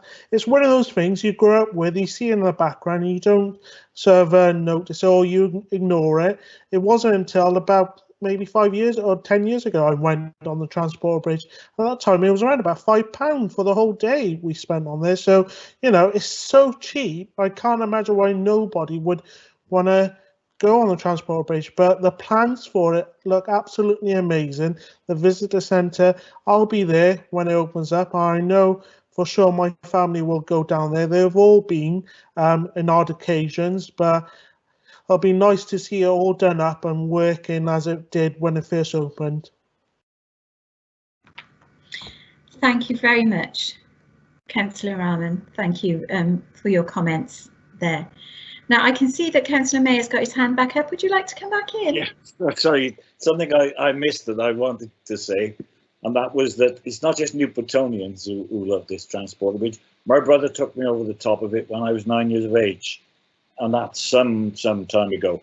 And also I was playing football at the Grange Hospital, where the new university is, and looking over the fence, I noticed that you could see the Transport Bridge from the Grange. So I imagine with the new building, you'll be able to see the Transport Bridge from the new building. I'd be interested to know that. Of course, in better times, we'd have had a tour of it, but we don't want to go anywhere near it at this moment. So thank you, Leader. Thank you very much, Councillor Mayer. I don't know what to say that hasn't already been said, except to say this is the start of the journey now. We're accepting the money. It's not every day, is it, that the Cabinet gets asked to accept such a fantastic allocation from the Heritage Lottery Fund. So this really is a special moment for us and a special moment for the people of Newport. And I think within that context, you know, and I think about it, of what it means to us all and what it will mean for future generations, it would be remiss of me not to mention the Friends of the Transporter Bridge and the work that they've done. Now, I would, last year, before before the pandemic. I was invited to attend their AGM, and it was so good to share an evening with them and listen to their aspirations for the restoration of our bridge, but also, you know, for the genuine love, passion and commitment that they have for this icon. And I think within that, I need to extend certainly my thanks and the thanks of everybody involved here at Newport City Council to former councillor David Hando, who's really, you know, helped to really keep the Friends going with this and really supported this. So David, I don't know if you're listening or you're watching, but thank you very much from the Newport City Council Cabinet for the work that you've continued to do with this, along with the Friends of the Transporter Bridge. Thank you. Now that brings us on to, I suppose, the recommendations then that we have before us today, and there are two recommendations in our report. Obviously, the first one I think we're all elated with, which is the acceptance of the award. And the second is to provide the National Lottery Heritage Fund with an agreed underwrite for the unconfirmed match funding. So are colleagues content to accept the recommendations in this report here today? Yes. Well, thank you all for that very much, and once more, thank you for all the work that you've done on this, and it really is a great moment for our city, and we look forward to the restoration of this in the future. So thank you all. Now the next item that we have today is guidance on the socioeconomic duty, and you can find this in pages 269 to 276 of your packs today. And this is the socioeconomic duty is set out in the Equality Act 2010 and requires specified public bodies, when making strategic decisions such as deciding priorities and setting objectives, to pay due regard to the need to reduce the inequalities of outcome that result from socioeconomic disadvantage. Now, those inequalities are felt most acutely in areas such as health, education, work, living standards, justice and personal security and participation. And as you know, colleagues, I think we've discussed here today, haven't we, certainly in our plans to move forward, and actually in our plans for a responsible recovery for the citizens of Newport, that actually we do have this at our heart. So I'm going to invite the Cabinet members to comment on this and comment on the report before we move to agreement. Would the Cabinet Member for Sustainable Development like to comment first? Thank you, Leader. Socioeconomic duty, this was originally a part of the Equalities Act in 2010 that was not actually enacted by the UK Tory Parliament at that time. And we will now be enacting this. It'll be enacted by the Welsh Government on the 31st of March of this year. And we are following in Scottish Parliament's footsteps. I'm aware that the Council's already taken steps to prepare for the introduction of the duty, with it being referenced in the authority's Strategic Equalities Plan of 2020 to 24, including a specific action relating to embedding the duty in council processes. Additionally, the Council's recent COVID-19 community impact assessment focused specifically on the socioeconomic impact of the pandemic in order to ensure that those residents in our most deprived communities will benefit from the plans that have been put in place. It must be stated that the failure to demonstrate due regard to the duty when a body makes a strategic decision is grounds for a judicial review. However, more importantly, I believe that it is incumbent on us as a Labour administration to ensure that those who are most socially and economically disadvantaged in society are at the forefront of our minds when consideration is given to decisions that we take. I welcome this piece of legislation, which, if implemented effectively, will go a long way to reducing the inequalities that we continue to see. This is not a tokenistic gesture. this is a piece of legislation that can bring about a positive impact, supporting those who are most vulnerable and disadvantaged. Consequently, there will be mandatory training for all councillors and officers to ensure that due regard is given to the socioeconomic duty legislation. It is vital that we, as Cabinet members, work together to ensure this is applied to all future strategic decisions as we move forward. It's important that we all familiarise ourselves with this piece of legislation to ensure the intended benefits for our residents becomes a reality.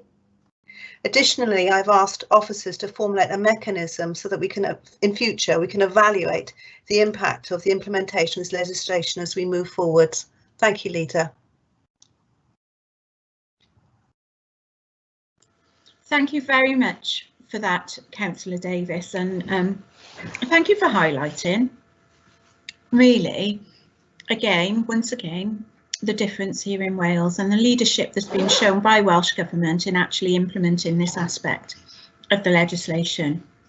And I think we're very proud and thankful of the role that they play in this and how this will benefit the citizens of both Newport and Wales. Councillor Mayor, you play an important role for us in the city in relation to equalities. Would you like to comment on this report? Yes, thank you, Leader. Sorry, I thought I'd lifted my hand. It's a bit sticky on this computer. Yes, Councillor Davis and I have had lots of discussions about this because there are a lot of crossovers. The Welsh Assembly have been so forward-thinking in their approach to equalities. The socio-economic duty is much more deliberate, though, because it's and this is why it's in Councillor Davis's portfolio, is because we need to see it in action. We need to make sure that everything that we do, everything that anybody does in Newport, really impacts on the poor and the disadvantaged much more than it does at present. We had a big discussion because there is so much legislation that we have to try to enact. The difficulty with any of this is embedding it, and we had a long chat about how we do this, how we make sure that this is not a bolt-on. This is not something that you have to look at once a year, that this is embedded in everything that we do, every decision that we make, every move that we make. We have this equalities and the socioeconomic duty are there and second nature to everybody. And that's a big task, but we will work together to make sure that it happens. Thank you, Leader. Thank you for that, Councillor Mayor. Councillor Davis, did you want to come back in there? Yes, I actually, remiss of me. Thank you, Leader. I just wanted to thank the officers for the hard work that they've undertaken to actually ensure that the work is being put in place and the support that they will give us to ensure that the socioeconomic duty is embedded in what we do. And I know our officers are completely behind us in this. And I wanted to thank them for their hard work. Thank you, Leader. Thank you. Thanks very much for that, and thank you both actually for the work that you've been doing to take this forward for us. Now, the report itself has a number of recommendations for us, colleagues. I'm sure you've been able to read through this. There are 5 recommendations that relate to the short term, and then 4 recommendations that relate to the medium term. You've all had an opportunity to look at each of these recommendations and to fully consider the report. Are you content to approve this report, colleagues? Yep. Okay, thank you very much. Thank you for that. And again, just another aspect of how hard we're working in Newport to ensure that we have a responsible recovery for our citizens. We move on then to item number 9 on our agenda today, which is our report for information, and we're asked to note the progress that we've made, and this is our monthly update on our COVID-19 response and recovery.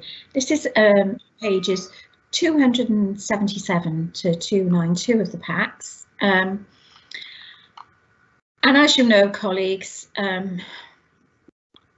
it's been a really difficult and challenging year for everybody. And I think at this point, we really do need to thank our citizens, because what we've seen, and it has been difficult, the past 8 weeks or so have been difficult for everybody, and we appreciate that and we understand that.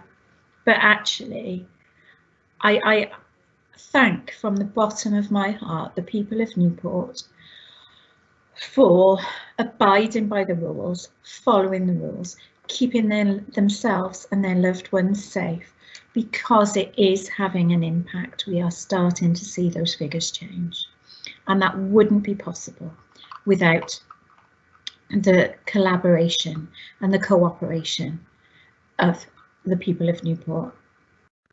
Now, those level 4 restrictions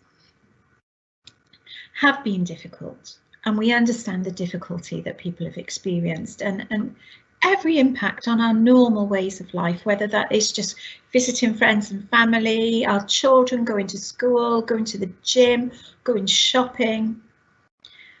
But without these restrictions, the health service would have struggled, and many more people would have died or have been affected by COVID. And it is a very sobering thought, but it's very true indeed. The rollout of the vaccine by the NHS and our colleagues in the Cabinet who've had their jabs already, you've experienced firsthand the excellent service that is ongoing here with the rollout of that vaccine. And it's remarkable, the numbers of people that have been vaccinated here in Wales is absolutely incredible. But it's as important now as it was at the start of the current restrictions that we all continue to follow the Welsh Government guidance in order for us to help the cases reduce further and ensure that we can return back to normality. And we will get there, we can do it, and we can do it together. I'm sure that many families with young children were really pleased to see the phased return of infant pupils back to school from today. And since December, it's been really difficult for both teachers and parents to support their children with homeschooling, and schools supporting children of key workers and the vulnerable. And I'd like to go back to a point really that Councillor Harvey made earlier in this discussion, and I was really pleased that she emphasised this when we were talking about the budget. Don't think the teachers have had a rest. There's been no respite for the teachers. They've been outstanding in what really has been a national effort. And all of us should be grateful to our teachers for the roles that they've played in dealing with this. And it's really important that we continue to support our city schools in returning back safely, and we help the children who've been impacted by the restrictions to catch up, because again, this will help reduce any disadvantages. We know that our economy has been affected, and this is impacted significantly by the COVID restrictions. The last year has been so difficult for our retailers, our traders on the high street, our small to medium-sized businesses, and particularly the hospitality and entertainment sectors. We've been working hard with our partners to support businesses, and many of you will know the work that our public protections teams have done with businesses when the restrictions were lifted previously in order to make them ready so that they could open their doors once again. And we will do this again when those restrictions do start to be lifted and these businesses can open back up. We will be there to support you once again. The report itself highlights the ongoing work that has been done, the challenges faced by our services, and the achievements being delivered by Newport City Council. And colleagues, I cannot stress this strongly enough. This is not business as usual. It absolutely isn't.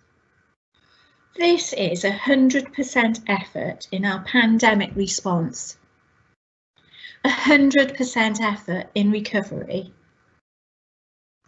whilst at the same time continuing with service provision.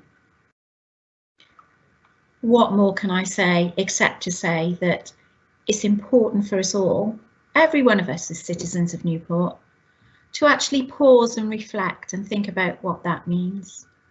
Because many of our officers across the whole of the City Council have put the needs of the citizens of Newport first. Never forget that, people of Newport, that the officers of Newport City Council put you first.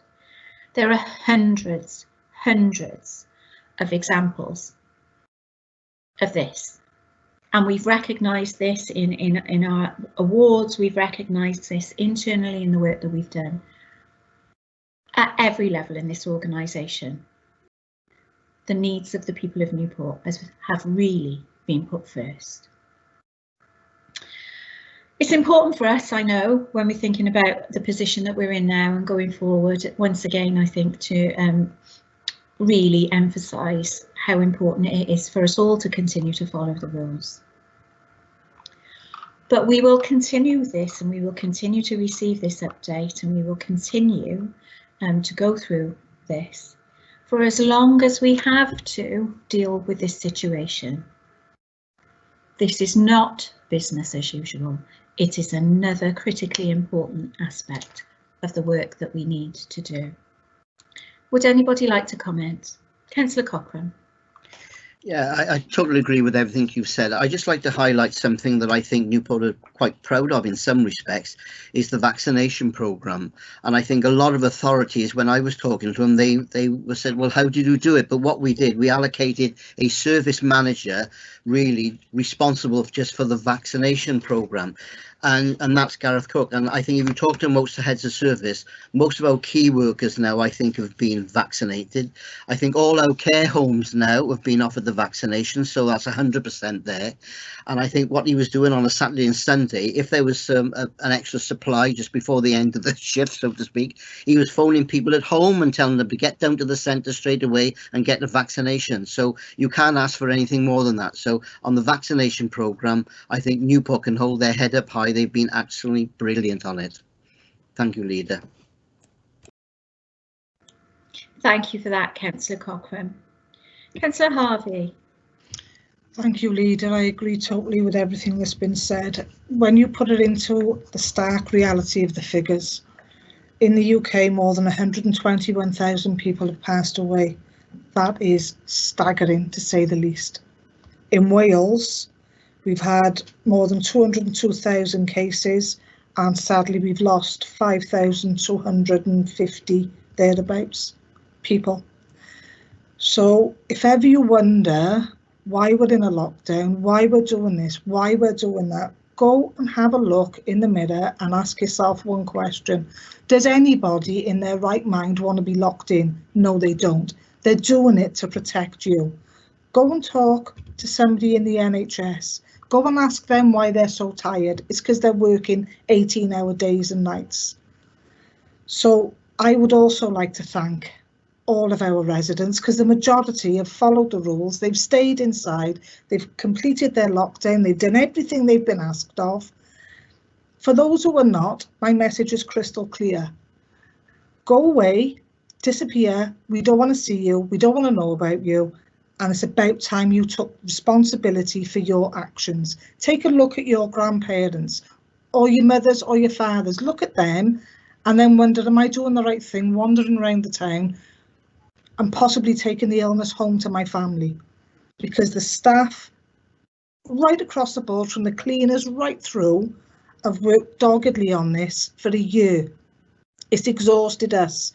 We're not working on hospital wards. We're not working in care homes. I just will never be able to thank those people enough for what they've done to keep us safe in this, the most horrific year of all of our lives. It's just, it's just been unbelievable, and I can't say thank you enough to them. Thank you, Leader. Thank you for that, Councillor Harvey. Deputy Leader. Yes, thank you, Leader. My sentiments are mainly the same. But from a Newport City Council's point of view, we are not COVID exempt either. And we do have an element of our workforce that are shielding, that have been for a test, that have got COVID, etc. But throughout all that, we've dealt with the flooding, we've dealt with the bad weather, we've dealt with the refuse, we've dealt with the 47th grit run of the winter, which nobody sees when you're fast asleep in bed at night. And all this is done on a depleted workforce, plus the fact that Newportonians are doing what they possibly can, and there's a small minority that are not. But I want to say thank you to all those people that are responsible, that know what they're doing, that are keeping us safe and keeping us working. The vaccination centres in Newport stayed open through that snowy weather that we had, and that was thanks to the staff of Newport City Council and the people inside. So well done to you all. Thank you very much. Thank you for that, Deputy Leader. Councillor Truman. Yeah, thank you, Leader. On the same theme as these previous speakers, I got to give a big, massive thank you to the environmental health officers and the trade and standards officers who have been out in the thick of this from day one, as have other officers in other sections. But this is my section, so I can only speak for them. So they've been in the front line of it. They've been dealing with infection control. They've been into nursing homes.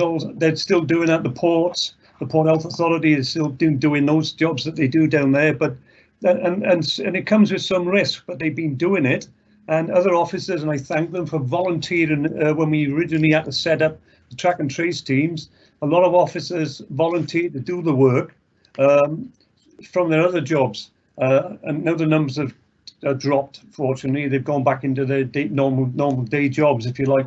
So big thank you for that now. And as I say, hopefully when things return to the whatever the normal is, these officers will still be there. They'll be still be doing the work they need to do. But they're only a small team. I tell you what, they've been a vital team, especially with this pandemic. And they really have. And I thank each and every one of them, because they've been on the front line. And to be honest, that's a lot of risk. And they've done it without the quibble. They've gone out and done it, and they're still doing it. So a big thank you from me to them. Thank you very much for that, Councillor Truman. Councillor Davis. Thank you, Leader. I want to commend that and thank our officers for the hard work they've actually put into actually collating this report.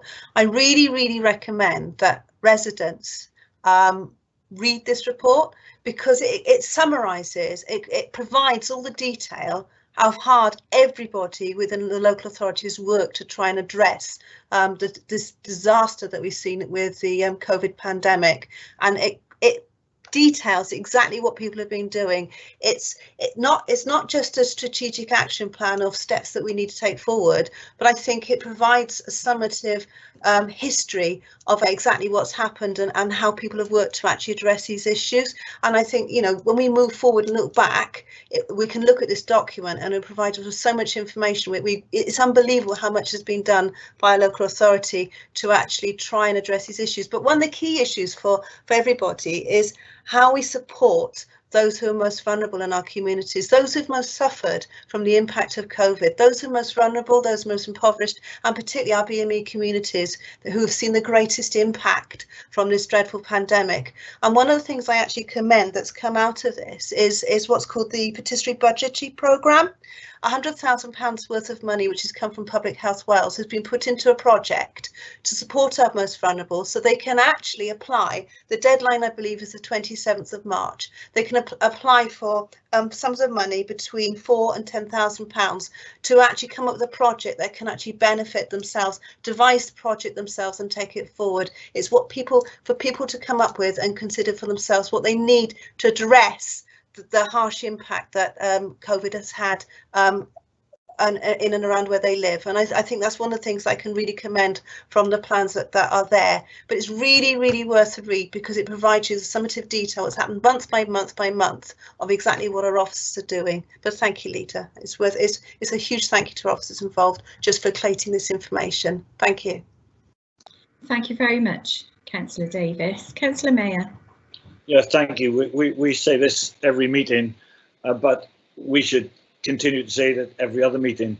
I'd like to thank especially Councillor Jevons' team and city services generally. I mean, the refuse collectors have never stopped, like waste savers. They've never stopped. They've been on the front line all over the city since day one, you know, and you know, people have had to work in the darker days in cemeteries, from Councillor Jevons' area again. So we can't really thank them enough, and all the staff who have done this, really, because what the council is a frontline service. Nearly everything we do in some way, shape or form. Some are more vulnerable than others, but they've never stopped. We have, and in my own area, we were lucky that we set up the neighbourhood hubs, because they've performed miraculously, supporting the other services, like health and social services, and the police and the fire and everything, you know. So yeah, let's take this as a big thank you to all our staff. Thank you very much for that, Councillor Mayor. And we have, haven't we? Since we've resumed our meetings and we've resumed cabinet meetings, we have had a full report on our recovery, and we've moved between recovery and response. We've done them in parallel, and I just can't stress strongly enough that it's not business as usual, is it? It's in addition to the other things that we do. So I thank you all for your comments. But I think there's one person at this point that I'd really like to give my personal thanks to, but also to invite them to speak on this particular issue, because without the outstanding leadership that we've seen with this person at the helm throughout our journey here with this, I don't think we would be in such a positive position as we are today. So, Chief Executive, would you like to comment on this report? Thank you, Leader, and thank you for your kind words. And clearly, it's it's very much a team ethos that we have in Newport at the moment, and it's certainly testament, I think, to the support of the senior leadership team, but also officers more broadly across the organisation. It is it's been an amazing effort, and I think without each and every individual colleague, we would not be in the position we're in today. And I think Councillor Jevons mentioned the organisation is not COVID immune, so it's not just about us also maintaining a kind of service resilience, but it's also an emotional resilience that colleagues have had to maintain throughout this very, very challenging period. And when I sit here, and I'd like to respond on behalf of the officer team, to say thank you. This is not just a thank you for me, because it is a team effort. When I sit and listen to the agenda being taken through today, you're right, Leader, it's not business as usual, and it's far from it yet. And, citizens of Newport and the whole council, colleagues and members will be aware that we are going to have to learn to live with this virus for an awful long time yet, so we're not out the woods. There's positive progress in terms of the numbers, but we'll be living with this challenge for some time. But just reflecting on a couple of the reports that have gone through, it would be remiss of me not to say thank you to the CMT and finance colleagues, as members have done, in terms of the budget setting process. And as Councillor Mayor said, we're already looking to 22, 23 and beyond. It's a circular process that we go through. But then, having also listened to the agenda items on both the Leisure and Wellbeing project and the Transporter Bridge, and Councillor Harvey's right in that I can remember the conversations about this back in 2015. So completely grateful for the support of all members, and to our portfolio members, but also just for me to put on record as the head of paid service, thank you to the whole officer team, and particularly the support of my corporate management team over the last year. Thank you, Leader. Thank you very much for that, Beverly, and once again, thank you for the role that you've played within that. So, colleagues, are you content to accept the report? Yeah? Okay, thank you very much for that. And sorry, we've talked and talked and talked today. I promise you there's only a little bit left to go through in terms of our agenda. Nonetheless, it's very important. And I think that what this really has shown, you know, is that we are delivering for the people of Newport. So item number 10 then on our agenda is the Brexit update report. You can find this on pages 293 to 300 of your reports pack. And this is the update on the new trade relationship since the 31st of December. And as colleagues will know, that the UK and EU now have a trade agreement that enables tariff-free trade between these areas, but UK businesses and EU businesses have now got to comply with new custom rules, and I'm sure that you've all seen the media coverage of this. And these new custom rules actually require importers and exporters to complete additional documentation, and we've all seen the coverage of how this is impacting. So nationally, at the national level, many businesses have voiced the difficulties faced in meeting these requirements, and in some instances, goods have failed to be delivered either in the UK or the EU, and we've all seen the images of the supermarket shelves in Ireland.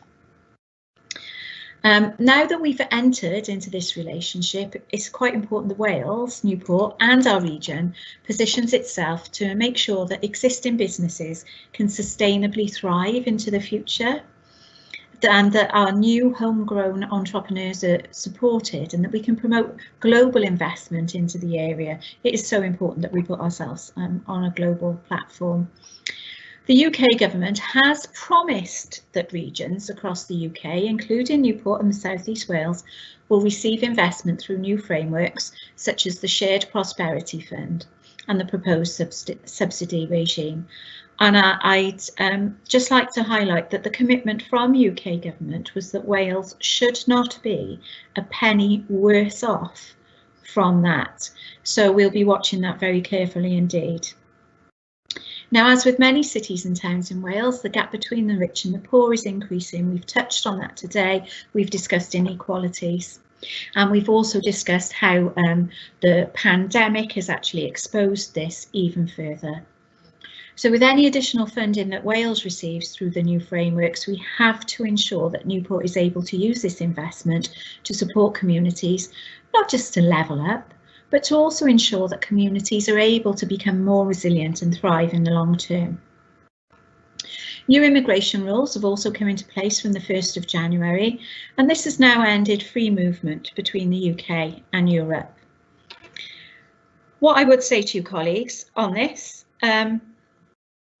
is that Newport has and always will be an inclusive city where people from all nations are welcome to live, work and be part of our communities that contribute towards the sustainable growth of the city.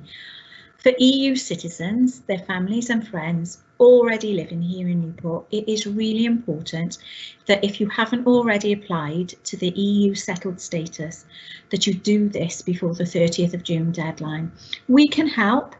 Our website and the Welsh Government's website have got all of the necessary information to help people apply.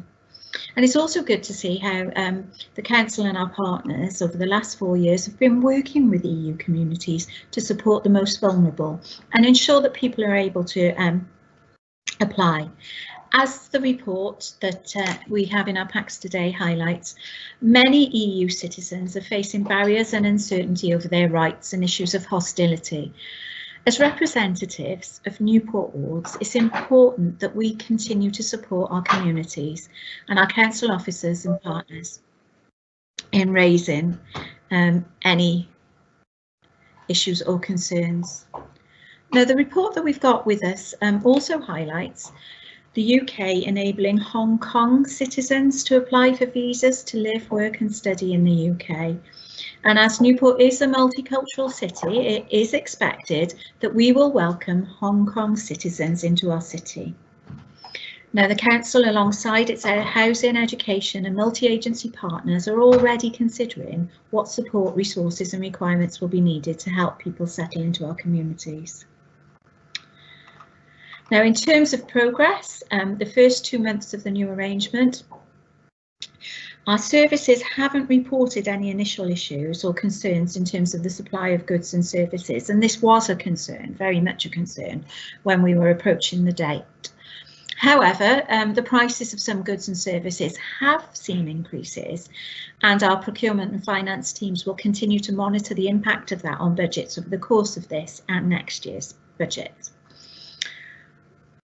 Newport City Council has only identified one scheme that directly receives its funding from the EU, and this is due to naturally close on in December 2023. And after this date, we'll support Welsh Government with any new initiatives that will help people access the necessary training, support and work which the Inspire to Achieve programme already offers. Our communications team have continued to promote the EU Settled Status Scheme to residents on social media and on our own website. Our regulatory services are supporting businesses in Newport with necessary support to comply with the new requirements and ensure that all necessary EU health certificate checks are completed. And I want to pause there, because on that particular issue, I really want to highlight how much work our regulatory services are actually doing at this time, as well as our COVID pandemic response. They are also forming a key part of ensuring that our businesses are able to continue to work effectively. In addition to this, the community cohesion work that we've mentioned earlier, the teams offered support to the vulnerable and communities where there's no recourse to public funds. And we've also been and will continue to offer small grants to food banks and organisations that have been impacted by COVID and Brexit. Now, in our packs, colleagues, and I'm sure you will have read this, we've got a table there which provides us with full details across all of the areas covered. But I think it's really safe to say that in addition to the work that we've been doing, our regular services that we provide, the COVID response, we've also been dealing with this as well. And I really do hope that the citizens of Newport reflect on the level of work that's actually gone on through the authority. So colleagues, would anybody like to comment on this report?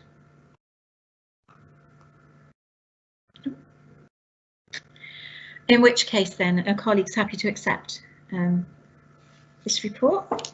Yeah. And thank you all for your continued support for your teams with this. I really would like to, in accepting the report, I would like to emphasise that message to EU citizens in Newport. There is support here for you. Please don't hesitate to get in touch. We can help you. There is support for you. Please remember that. So colleagues, thank you for accepting that report. We've had a long meeting today, but it's been worth every minute, I think, for a lot of the discussion that we've had. So item number 11 is our Cabinet Work Programme on pages 301 to 308. Are members content to accept the report?